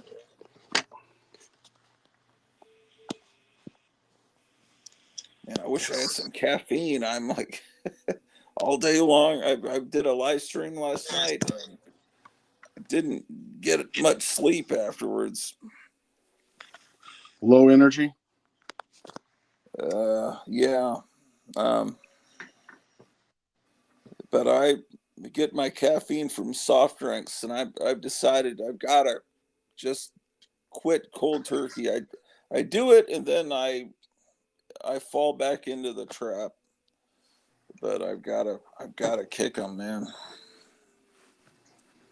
Yeah, yeah. I recently, well, I say recently. It's been a few months now that I stopped drinking soda pop, and really trying to get off sugar. My mom, they told her that she's diabetic now, and just by medicine only, though. But anyway, it scared me. So a few months ago, I decided, okay, that's it. I'm cutting down on the carbs and I'm cutting out the sugar. Yeah. And so, so that's what I've been doing. And so anyway, let's see. We can. What I'll do is, and again, what I would like to do is kind of go through, talking about certain posters and stuff in the future. Some of the stuff Yeah. that I have. Um, See, I don't remember that I walked with a zombie poster when you did your last tour. Is that an American release poster? it is. Oh, It that's is. nice. And here's a Belgian Vincent Price. Why is it blurry? There we go.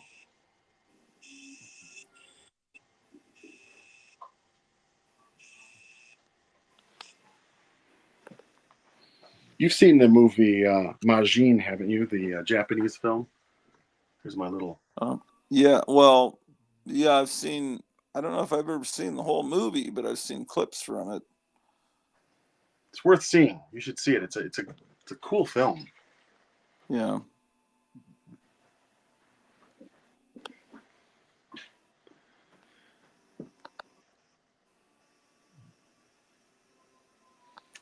This was mine when I was a kid.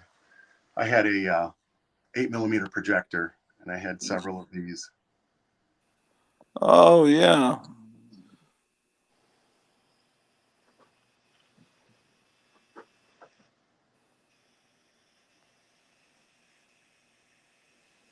So yeah, Nice. I'll take you towards the um, living room. Um, I think you saw this one, didn't you? The I think so, but um, it was pretty overwhelming. So this is a British film. Yeah.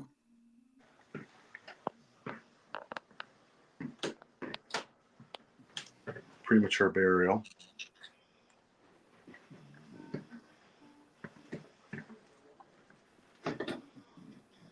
Comedy of terrors.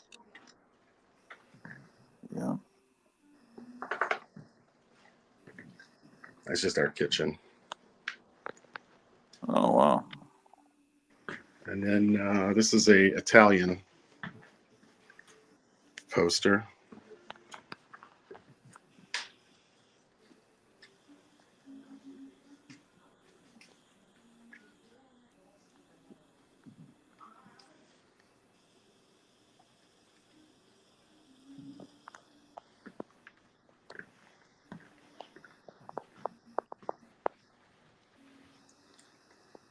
And this is the living room. What year was your house built? 92. Oh, shit. So it's not a real old house. I like old houses. I love old homes.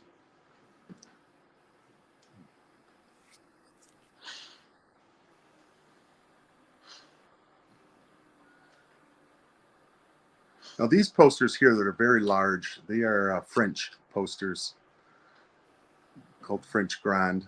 posters. And of course, up there is Orloff. That's an American poster, The Terror, Screaming Skull. And of course, Ray Milland's movie, The Man with X-Ray Eyes. Yeah. And then here's the Beauty and the Beast French poster. Yeah.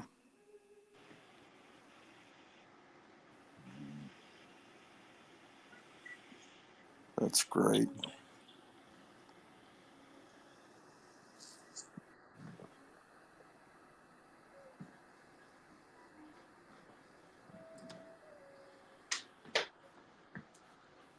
Another Hammer film, of course. Mm. And Brides of Dracula.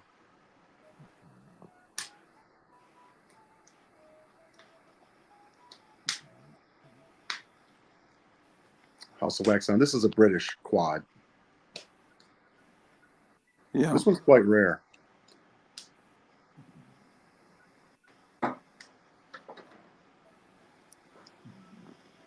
Another Hammer film. And, of course, The Thing. Yeah.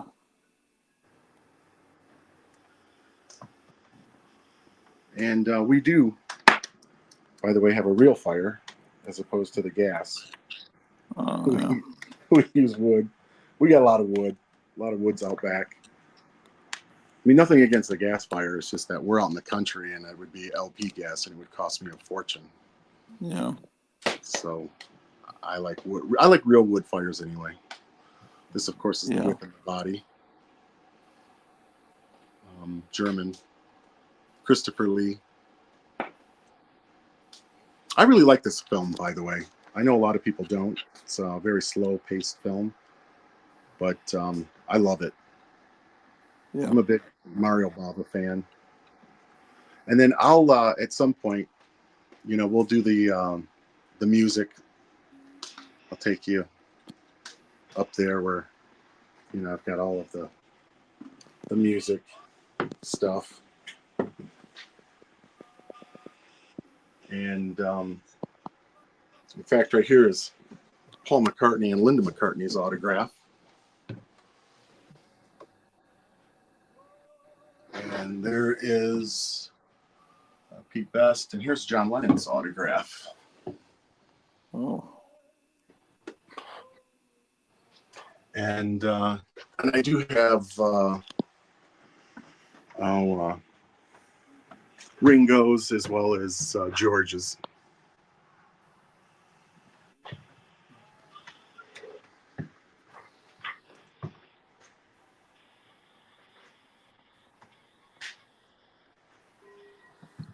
And I'll show you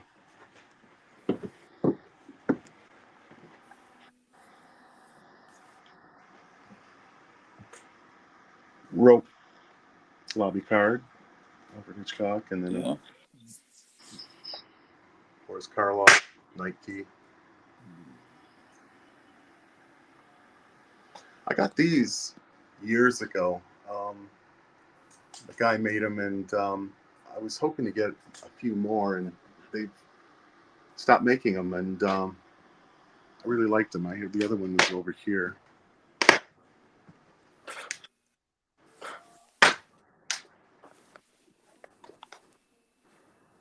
Yeah. And this is kind of neat. This is a little card, believe it or not, that goes with the film. It's Spanish, and it goes with the movie Beauty and the Beast. And that little tiny card right there is very rare. They sell these things for it's a few $100s to try to find one.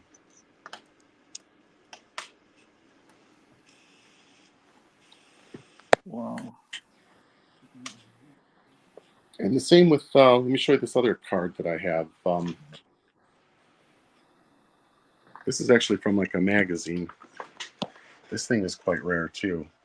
But anything that is with this 1946 Jean Cocteau film, Belle La Bête, it goes for quite a bit. I mean, it's crazy. Yeah, I can imagine. And as you can see, you were thinking that from the pictures on my Instagram that, oh, Martin, I think he belongs to some weird satanic group. No, Yeah, no, well, no. those pictures were, there were some where I think it was one where there were, I guess, some women that kind of had their posteriors exposed partially, and they Oh, had hoods on, and you could see this ornate ceiling, and it was like, man, oh yeah, this yeah. is There's some people that just are crazy that show up at that. I mean, some ridiculous outfits. Yeah, yeah. just insane. I thought I'd, stumbled onto, like, the people behind, that were all gaslighting Rosemary and Rosemary's Baby. Oh, that's hilarious. Yeah, yeah. Especially with me and my big cape and my long hair and Yeah, beard, you and had then the I had, big beard, and you were sitting in, I guess, some Masonic throne chair. yeah, exactly. Yeah, and it's a masquerade. It's called the world's largest masquerade party, and so everybody has to wear a mask. It's required. It seems like all we do is watch all this conspiracy stuff on Rumble and everything about all the evil people taking over, trying to take over the world. And then I thought, whoa, no.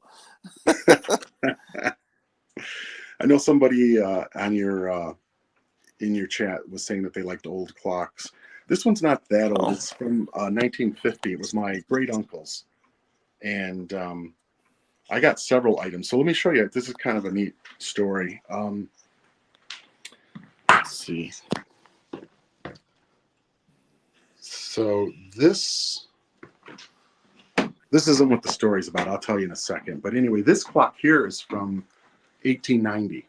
This was my grandmother's clock, and she got it as an antique. So my grandfather bought it for her when they were on vacation down south, and it always hung in our house because I grew up with my grandparents and my mom, and so my grandparents. So as a kid, this was always a part of my life. This clock, and then I had it uh, restored. I had it fixed because it had some issues, and anyway, it's been running ever since. It's a German-made clock, as the other one was as well. And mhm. so that same uncle that I got that other clock from, he gave this china cabinet to me. And this is just it's a little morbid, but it's just an interesting story. So this china cabinet is very old. It dates back to the late 1800s as well. And there was a baby the family owned. The family owned this china cabinet. They had a baby that died, and of course Oh, back then, at the wakes and stuff, this was, of course, we're talking early 1900s. People would just lay the body out, usually, in the dining room or wherever. People would come by, visit for the wake, and then they would immediately have him buried. They didn't have the facilities like we do today, where people are embalmed and on display for several days.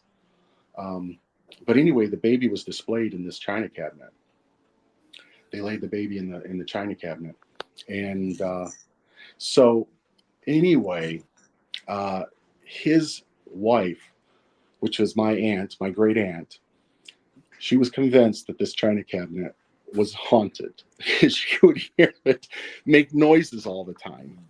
oh, And this freaked her right out. She did not want this. So he had to put it in the basement. And he had it down in the basement for many years. And so that's where it stayed until they got to the point where they were going to move away and go live near their daughter. And so he was getting rid of a lot of his antiques. And I was lucky enough to get a lot of them. And so I got this china cabinet.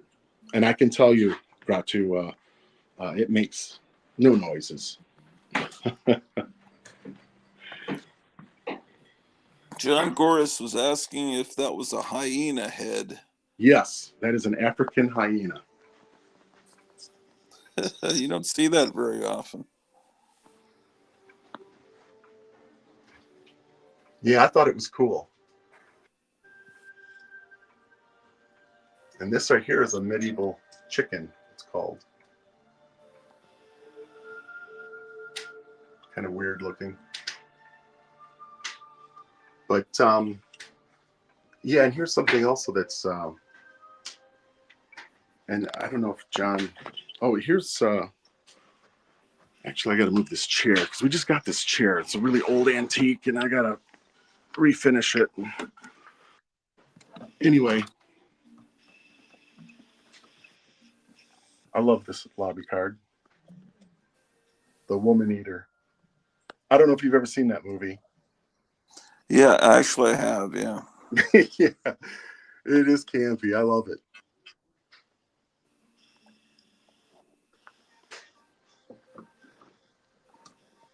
Yeah, the she creature. Have you ever seen the movie? Have you ever seen the movie The Four Skulls of Jonathan Drake? Yeah, I don't think so. You should check it out. It's a cool film, very cool film. It's the reason I brought it up is because that's the poster right there.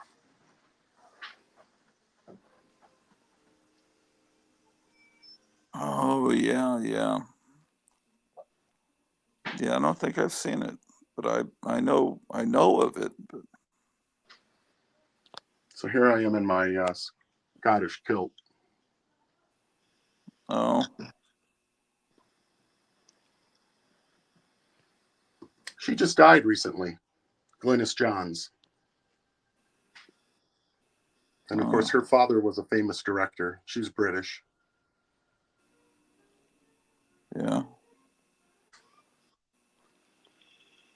This is a great film, Eyes Without a Face. Yeah, I think Graphic Man's wanting to know if you dressed out the deer that was, I guess, on the wall. No, I did not. My grandfather. That was one that my Okay. grandfather got. And that mount right there is about 1970. And this mount over here is 1969.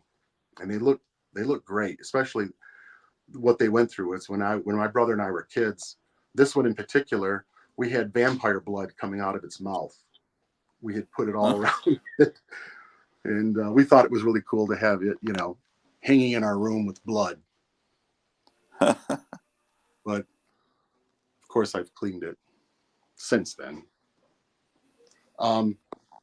Since John Goris is watching, I thought he might appreciate this. And I showed these to you last time.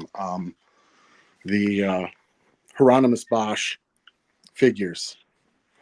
Oh yeah. Yeah, he might appreciate this.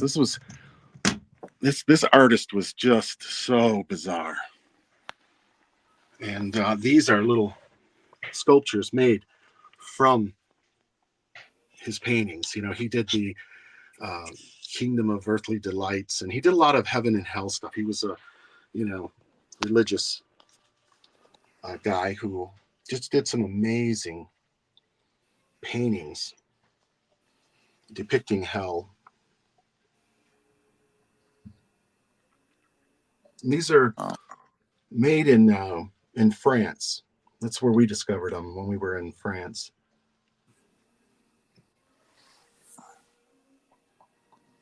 Were they cheap over there?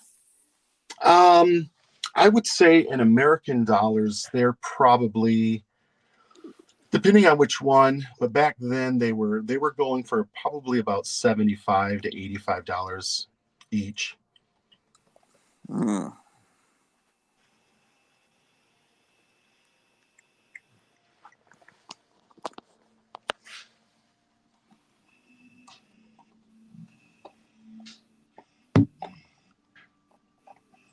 like, for example, let me see. Oh, look at, like, for this one. Let me just grab it.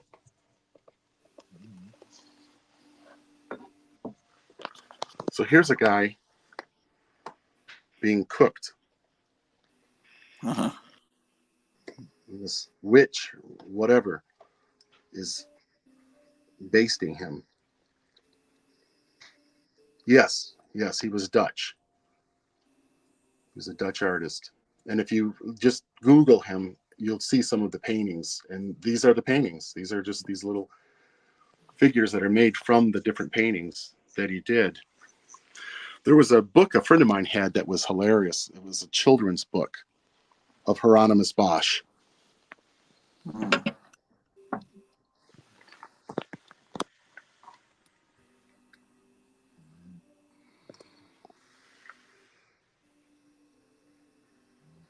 He's a guy that's kind of known for having a lot of the paintings and stuff where the trumpets are coming out of people's butts. Right.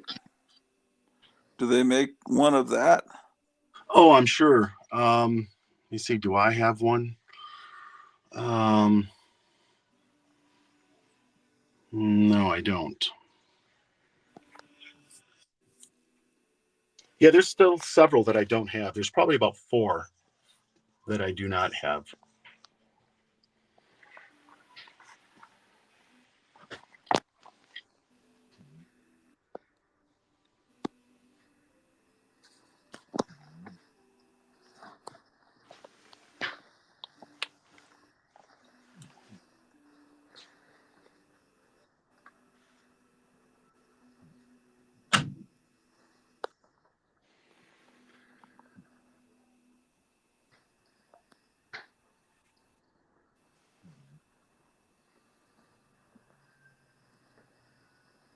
So yeah, I will also in the future show everyone the upstairs and my Right. son's. There's more posters up there. There's more posters downstairs. There's oh, here's a neat little boar. Let's see. And I'll put a link somehow, if I can figure it out, in the description or something to the live stream where he gave a tour of his whole place. And then there was another appearance where you were showing comics. Yeah, these are from the 1800s. These prints. Wow. When do you think you'll put your first the video where you appear on YouTube? I'm hoping to this week. Oh, great. And yeah, I want to do. I've been trying to get something together, and I want to kind of take your lead where it's pretty casual. I won't. I'm not as skilled as you, and I don't. A Oh, lot of this stuff is brand new to me. Even Instagram. When I first started posting on Instagram, I didn't realize. I was like, why are some of these heads being chopped off? And what the heck's oh, going on here? I didn't realize you had to kind of like, you had 3 options of cropping it. And so, yeah. And then there's like another filter where you can, enhance the colors or whatever. yeah. I never really messed with that. And then there's another thing where, then I started actually, posting the remarks, kind of letting people know, okay, well, this is Prague, this is Paris, and so on, because, like I say, it's all new to me. I just started doing Instagram. Yeah. Kevin at Gotham City Comics says, got something cool here. I don't know if he's talking about looking in your house or in his house. Oh, go ahead and switch. If he's got something Well, cool to he's show. not. I have to probably put the link there again. Let me see if I can remember how to do that.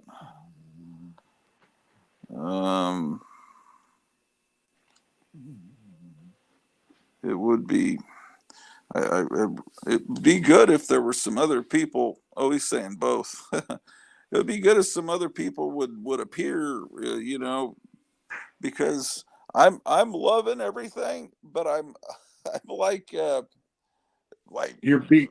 half asleep.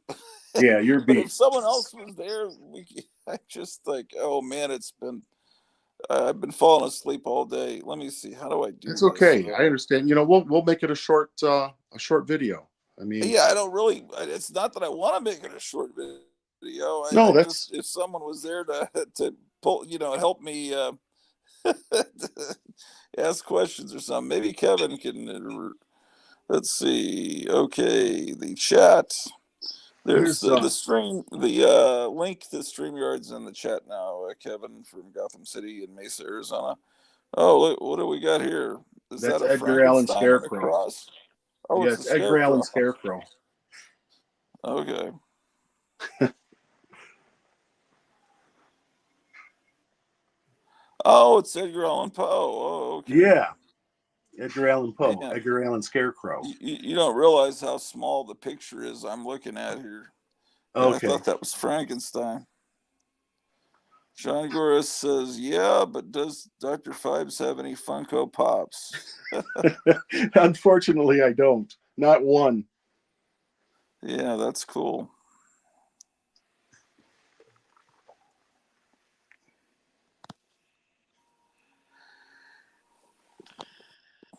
So let's see. What do I do? What are you trying to do? There we go. Oh, see, you're able to flip it around. My phone, it doesn't have that feature.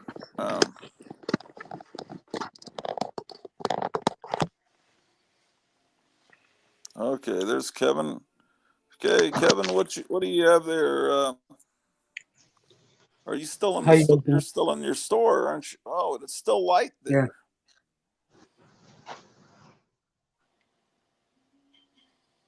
Man, I Still forget sunny the out. time change, time zones. Oh man, you can't even drive that way. The sun's so bright. Oh wow. If you drive to the west, you can't even see where you're going.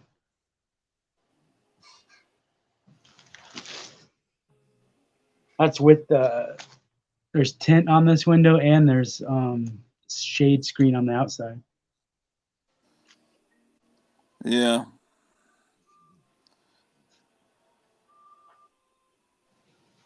Oh, I wanted to show you guys these. Oh, they came in, huh? How many did you get of each one? I got 6 sets of each.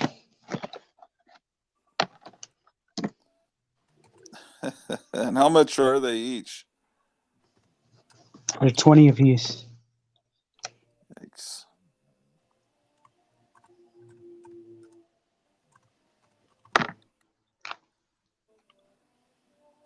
Still says that down here. That was the first thing I checked.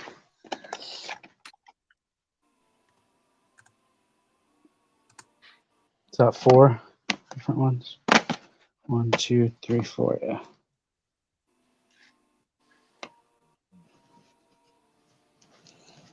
This is the best one. Yeah. Those are cool. One of my friends just told me that they're selling the original art, that Black Cat original art. It's going up for sale. Huh. Did you hear about that? No. You got to have some deep pockets for that. It's $1 million minimum, I bet. Oh yeah. Look at this cool comic. It's a cool cover, at least. What is the comic? It's a DC comic. It's Titans. Oh, it's the Teen Titans. Yeah, but you don't open these. You just look at the cover. Huh.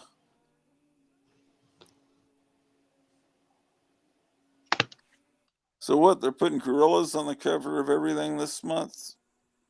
Yeah, they're trying to see if they'll sell more comics that way. Because it used to be true. See if it's still true. Yeah. Here's Radioactive Man. Oh, that's nice.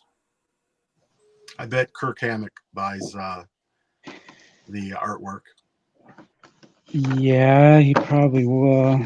Yeah, he buys If everything. he's That guy. actually, if he's not the one selling it, somebody said that to me. They said, I think he's the one selling it. And I said, why would he sell it? He doesn't need the money. No, he doesn't. That surprises me. So yeah, It's just that's why I was asking. I want to look more into that. You guys heard anything about that? Yeah, Glenn Danzig has a big collection of comic book art too.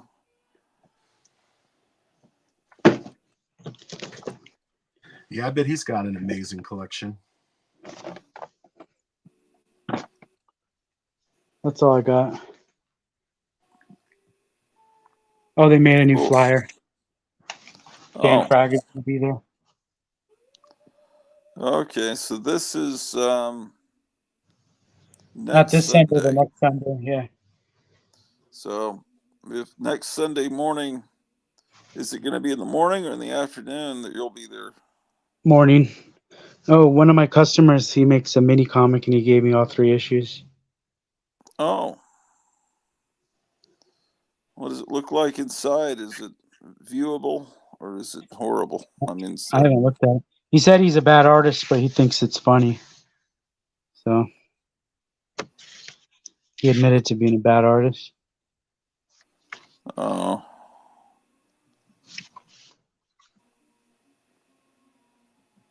But he's one of you guys.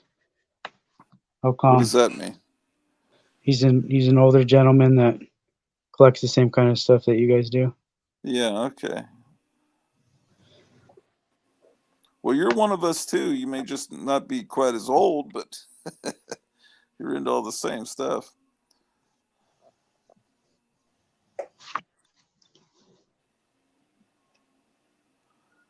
So he just gives those away free? He said he tries to sell them, but he can't sell them, so he just gave me 3 of them. Okay. I told him I'd read them. Yeah. He'll be at that convention too. What else did you say? You got some new stuff today? Oh, there's a new what else? Mad. Hey, let's try to recognize the people on here. I only know like 2 people. These are supposed to be comedians. I recognize him, like Cat Williams, and that looks like Dave Chappelle. Ricky Okay. Gervais. Yeah. Is that his name? No, the white guy to the right. This British guy, I Yeah, recognize he's this British. British. Yep, Yeah. right here. Yeah, he's British. Yeah, I recognize him, but I don't know who he is. Yeah, Ricky Gervais. He roasted the Academy Award crowd a couple of years ago, and really kind of brutally. Yeah, he'll never be asked back. And then that's Schumer right there. Oh, Amy Schumer right there. No, up the blonde, right next to And how is she related to Chuck Schumer? I heard that they're related. Niece, I believe that's his niece. Oh. Yeah, Chuck is her uncle.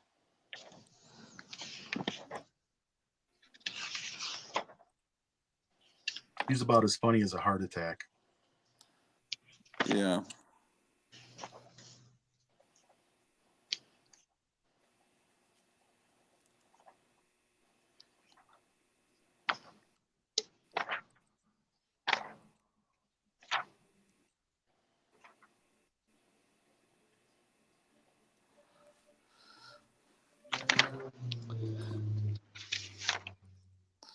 Yeah, it just doesn't quite look right to be in color. This one I would skip. I didn't see anything in this one. Yeah. Outside a novelty shop, this might be funny.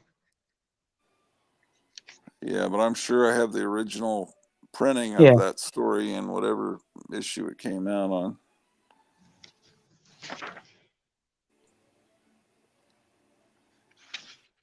This looks good, but yeah, there was only a few pages of good stuff.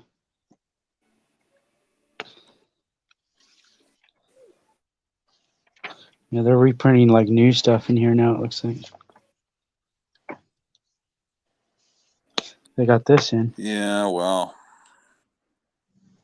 Oh, look at that.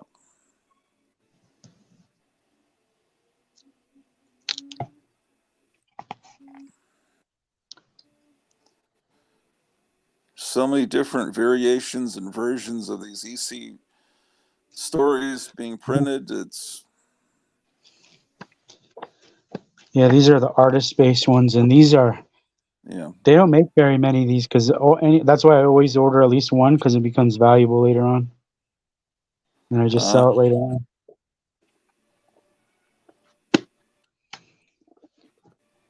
Yeah, I'll sell this later on because nobody's going to order it. What do you think the print run is? That I couldn't tell you. I have no way of knowing that. Maybe, I don't know. I mean, I could figure out maybe to comic stores a lot easier. But I don't know about the bookstore market. I haven't been to a bookstore in a long time. Yeah. So I don't know what kind of ordering they do. Well, did you have a better day today in the store? No, it was worse. A worse day. Really? Yeah. It's weird, yeah. I have good online sales, but store sales of... Oh, I did sell this. Sold Godzilla. This might be the last time you see him. Oh, really? Yeah, making room for Kong. Kong should be coming in this month. Huh.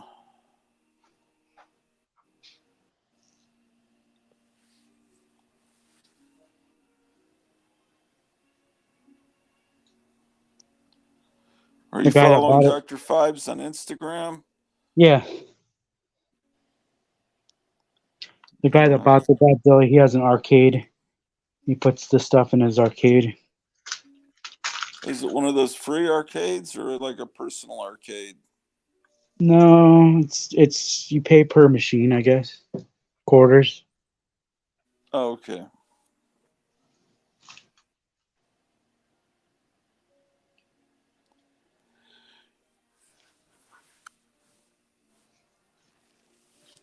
Are people calling wanting to sell collections? I looked at a couple today and there was just nothing in there. Was it all 1990 stuff? Yeah. Looking for, oh, there it is. Yeah, I ended up buying a micro machines from him. Oh, okay.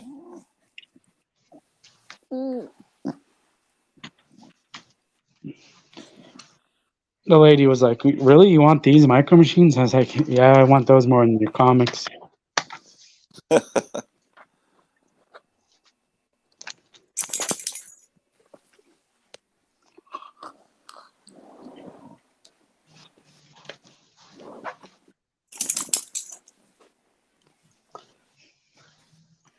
I heard the story about what you guys were saying about or what Fibes was saying about the mail, and I can't believe that he did that Yeah, just because of stickers.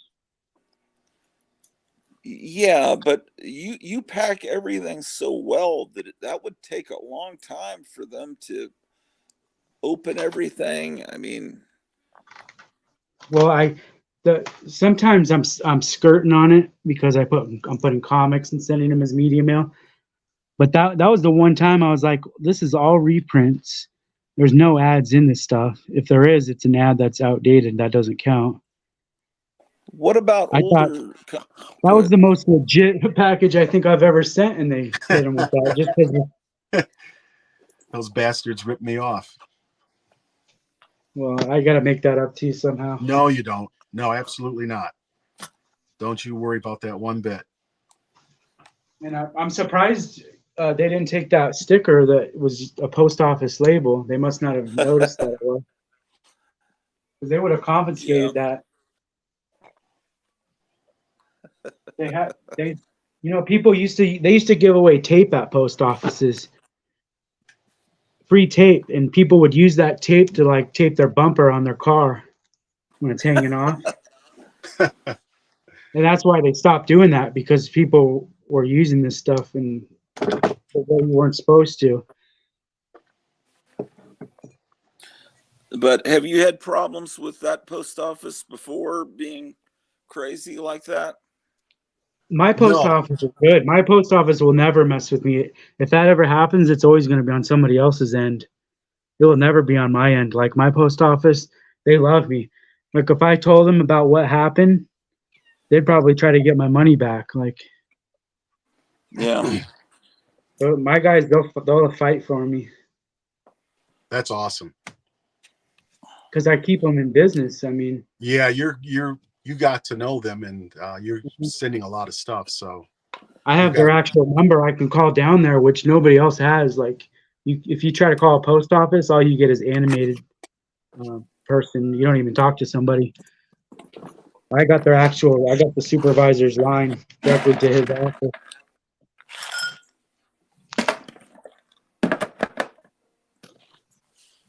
yeah, I never go to Feeding the the post dog. office. I never go down there, but the guys come here and pick up the boxes. Sure. And if I ever have a problem, I just call down there.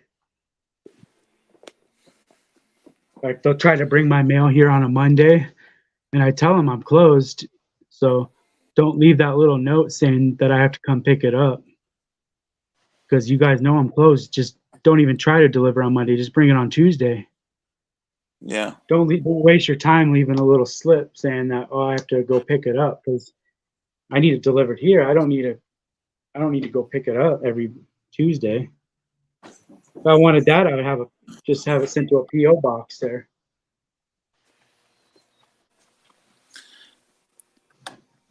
Well, Gracio, So- I think you feel like that cat that was just lying there. Well, I think you're ready to so hit the sack. when they open a package, they don't try to repackage it. They just call you in and say, "Take it. We've already opened it for you." Is that basically it? Yeah. I've dealt with this one time. Have you guys ever heard of Loot Crate? Yeah. It was like one of those kind of like a mystery box you get in the mail. Uh-huh. They have a really cool one I missed out on. It had the creature from the Black Lagoon action figure it was based on the Burger King one that was translucent in the Happy Meal. Uh-huh. But it was a full-size NECA figure. I'm totally missed out on that. But anyways, it was a different Loot Crate I had, and I ordered it like a year ago, and they finally sent it. And when the lady came, she goes, "You owe me it was like $7." And I said, "What? I owe you $7?" And I go, "Let me can I open it and see what's in it before I pay you?" And she let me open it. Because if it was something garbage, I was just gonna say, "No, I don't want to pay the $7. Oh, Take wow. it back." But it was something I was waiting for like over a year, so I paid the $7. But yeah, that company, they probably did that to everybody. They probably put too little of postage on there. It wasn't because of media mail or anything. It was because they put the wrong postage amount. They put the wrong weight. Well,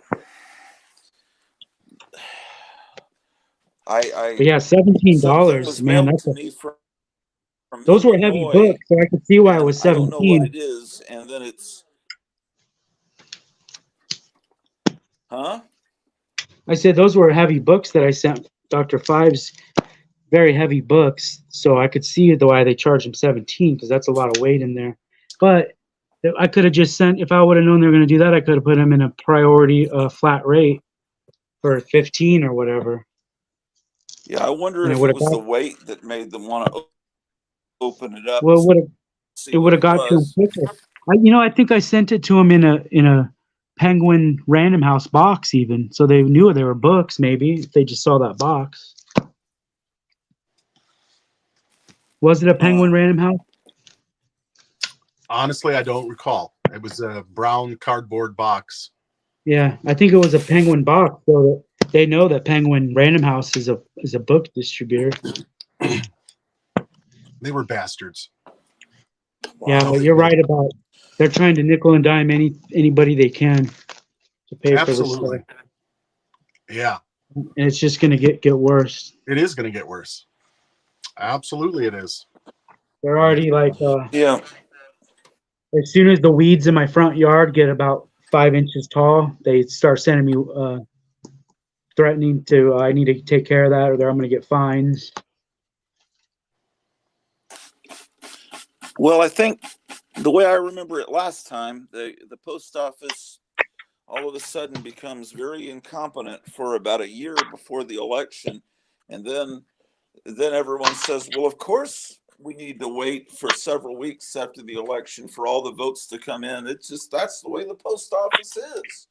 So Yeah. it's What if they say start opening every box you see, and that's going to make it take twice as long to deliver? Absolutely. and then people will be conditioned into thinking that's just, of course we've got to wait, because if it's possible that my vote would take a long time to get wherever. Here's a good thought though. I saw on YouTube this guy was teaching you how to send fentanyl from Phoenix to back east and how to get away with it, and it's real easy. And he shows you how to do it. So maybe they thought I was doing that. Yeah, who knows? Oh, It's possible.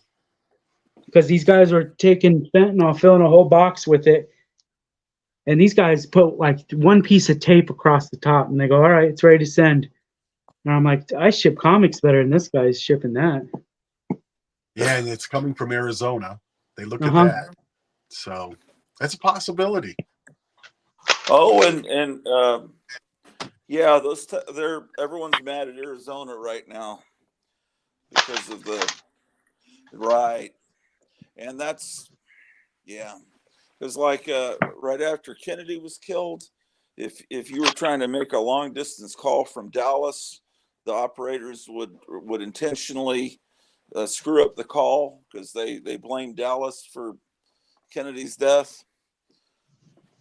Not that I remember that from personal experience. I just have heard those stories.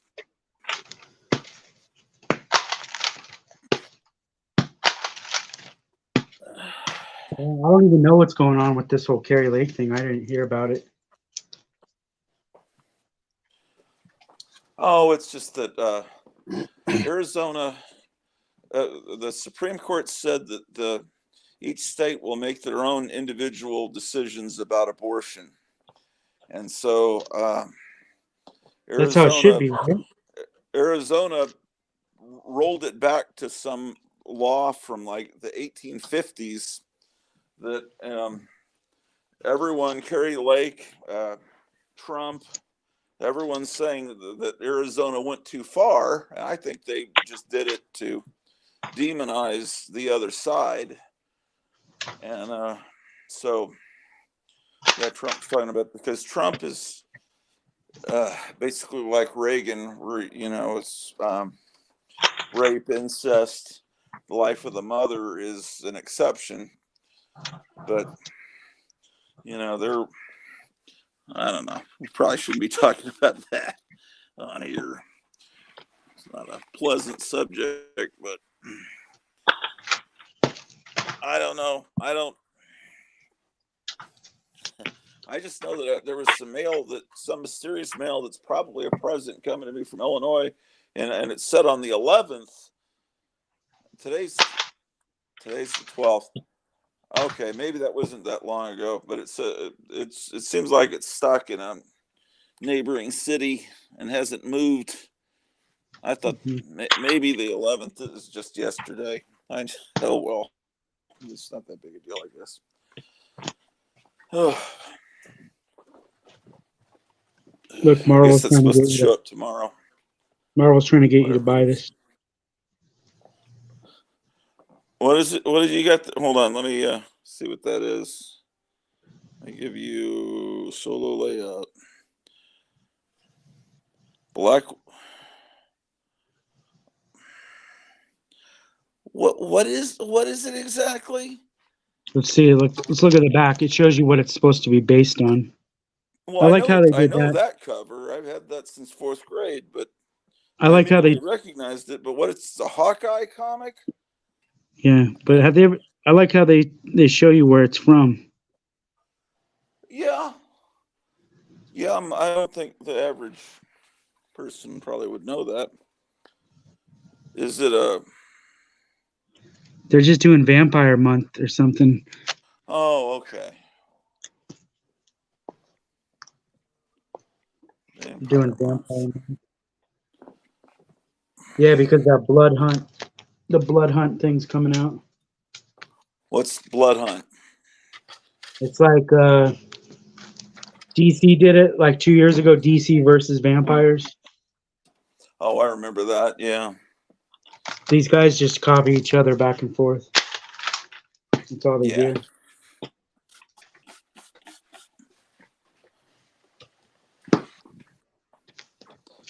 Wow.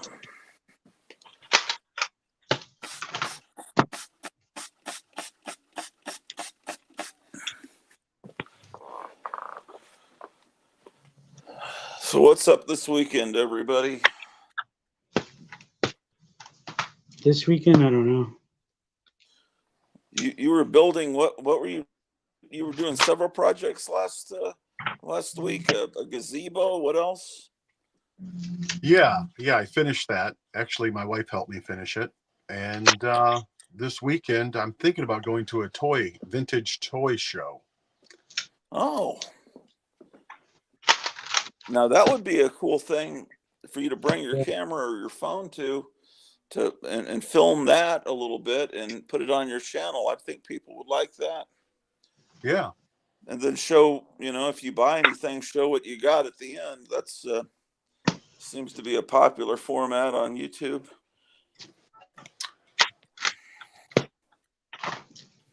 yeah, it is a good idea.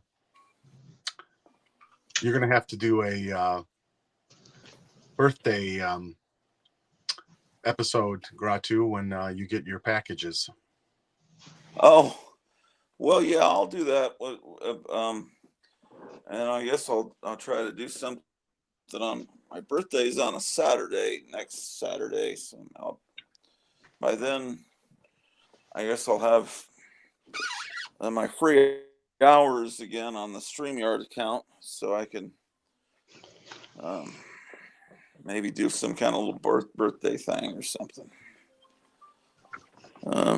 Bronco Bear says, I'm on vacation for another day. Have you ever seen this? It's a Dracu Bobble. Let me see. His head, look at his head's floating in there. What is it now? It's called Dracu Bobble. Oh no, I haven't seen that. And it has wheels on the I'll be bottom. right back. I'll be right back, guys. I gotta run to the restroom. I've never seen that. Yeah, me either. I mean, it doesn't look that old. See if you can read it. I can't. Can you read that? Taiwan, something manufactured company, patent pending. I don't see a year. Yeah, so I don't know. The artwork, though, looks very vintage, but, like that kind of 70s. Mm-hmm. It must be a magnet because it's like floating in there, his head. Either it's magnet or it's air pressure or something. But when you roll him, he's supposed to.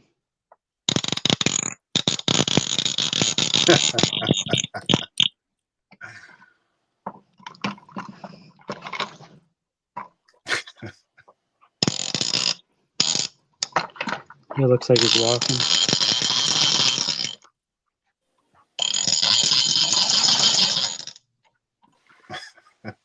It's hilarious. Weird. Some guy traded it. I traded him a pack of comic book bags for it. Yeah, it might be from the 80s. Yeah, I'll have to take a picture of it and Google Lens it or whatever they call that.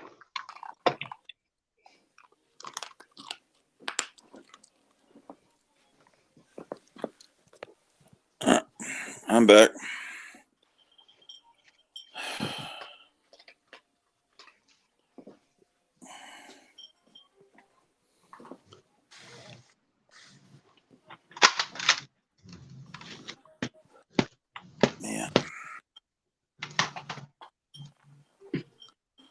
Yeah, these toy shows, they're starting to get good. It seems like people are pulling out their good stuff. Yeah. I'm surprised that they're I see doing more and more. well. I mean, the I see more and economy, more. is in the tank, but people always have money, I guess. Yeah, I don't know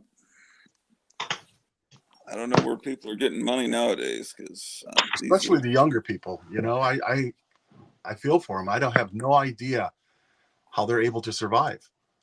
I mean, luckily, we've got our house paid for. We have no debt. You know, we don't have any debt on our vehicles, our house, nothing. And I have no idea how these young people are able to make it. I mean, rent is just outrageous.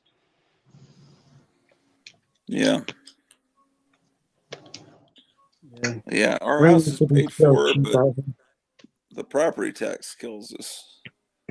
Yeah, right. Absolutely. You've got utilities, property tax, Yeah. groceries. Groceries are outrageous. The Tomb of Ghost Rider, huh? Are all these books trying to look like Bronze Age books this week? This month, yeah. This month? Okay. It's supposed to be number 9 of Let me Dracula. give you the screen here. Let's see that one. That one looks pretty real. Well, that's what? the homage. Oh, that's the real one. Of course. Then that one Yeah. doesn't look very real. Yeah. I don't even know what it was supposed to be. Yeah, I never would have known what that was supposed to be at all. I think I have that issue here too, number 9. Oh, you do? Thought I did, didn't I? I don't know. It seems like I would have asked you to put that in my pile. I didn't know you had Tomb of Draculas in the store. It's a slab. Oh, that's why. Okay. Yeah.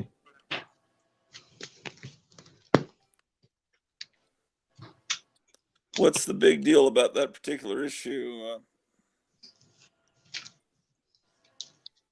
There's only like one issue people want from Tomb of Dracula. It's that first blade. Yeah, that's a shame. People don't even care about the other issues. Yeah.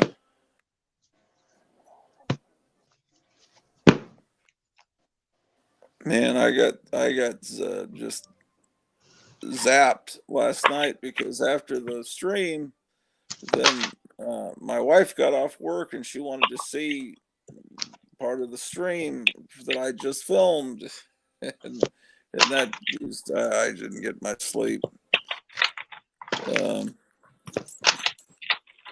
You had to relive what you already lived. Yeah, kind of. So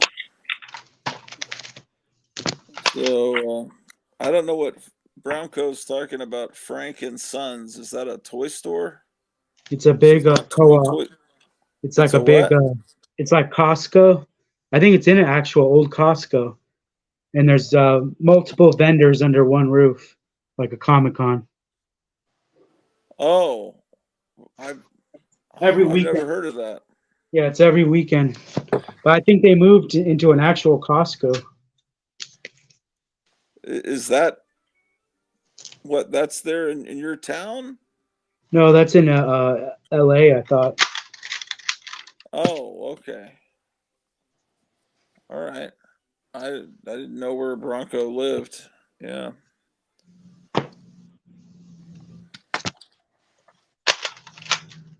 Yeah, it's from what I've seen on, because they do toy hunts. You just look it up and you'll see a million toy hunts in there. Really? When you walk, I bet everybody just has their phone out and just doing streams everywhere. Oh, okay. So there's tons of videos about this. Yeah, it's like, and then they show this one guy was going around showing the prices though, and he goes, he's basically like, I don't buy anything here. I like coming here and looking, but I don't buy anything because look how overpriced everything is. Oh. And I was like, wow, yeah, the stuff I have here, they're like selling for double there. Oh. shoot. Just a minute. Well, you got anything else cool there in your office, Dr. Fibes? No, but I have a dog that's wanting to be let out. Uh, yeah, I am so beat tonight. Gosh darn, I'm sleepy. Um, maybe we Oh, need to call it a day, and then Yeah, this is a good time to do it right here. yeah, All right. and then maybe like in a week or so we can have another stream. I'm hoping you're going to put up some great shows soon, and I'm wanting Kevin at Gotham City to do some shows like that Comic Book Palace show does, where they review all the new comics in a very sarcastic way. I think he'd be great with that. Oh, Well, yeah. you know what? Like if it was 10 years ago, it would have been easier because these kids used to hang out all day long with me. I don't have kids. There's no kids like that anymore. Every kid is like too busy. Yeah, probably working 2 or 3 jobs to survive. 10 years ago, there was people just hanging out everywhere. We had nothing to do. There's nobody like that anymore. I don't know anybody that's just sitting around with nothing to do anymore. Because I could have had anybody back then film me all day long. They would have filmed me for free. And now I would have to pay some kid $20 an hour minimum. Oh, well, I think you can just put your phone on a little tripod and record it. Yeah, it'd have to be a fixed position somewhere. I don't even know how that would work. Well, I just have it on this tripod that's held together with masking tape, but I just move it around. But his dog is gonna poop his That's pants. my tripod right here. That's my little tripod. All right. We got there. Yeah, was there's fun. something like that. So anyway, it's nice talking to everybody. And guys, everyone needs to go to Instagram and subscribe to the Acquisitions of Dr. Fibes. Same thing on YouTube. It's a lot easier to find him with the acquisitions added to it. And also subscribe to Kevin at Gotham City Comics in Mesa, Arizona, and make sure you call him up if you're looking for comics or monster stuff. What's your phone number at Gotham City again?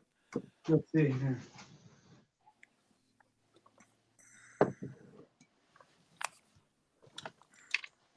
For 806493065. That's cool. Well, I'll try to do a show tomorrow, but it probably won't be a live one. And he's got it too. He's breeding you. So anyway, I'm going to be watching I think there's a Trump rally tomorrow, so I'll be watching that on Right Side Broadcasting. But I'll try to do some stream where I show some comics to satisfy all the people that want to see that. Anyway, everybody out there, it's been nice. Talk to you guys soon, and Thanks, see you later, Proctor. Dr. Fibes and Kevin. Have a good night, everybody. See you guys. Oh, See so ya. long. Take care. In stream. We must end the stream.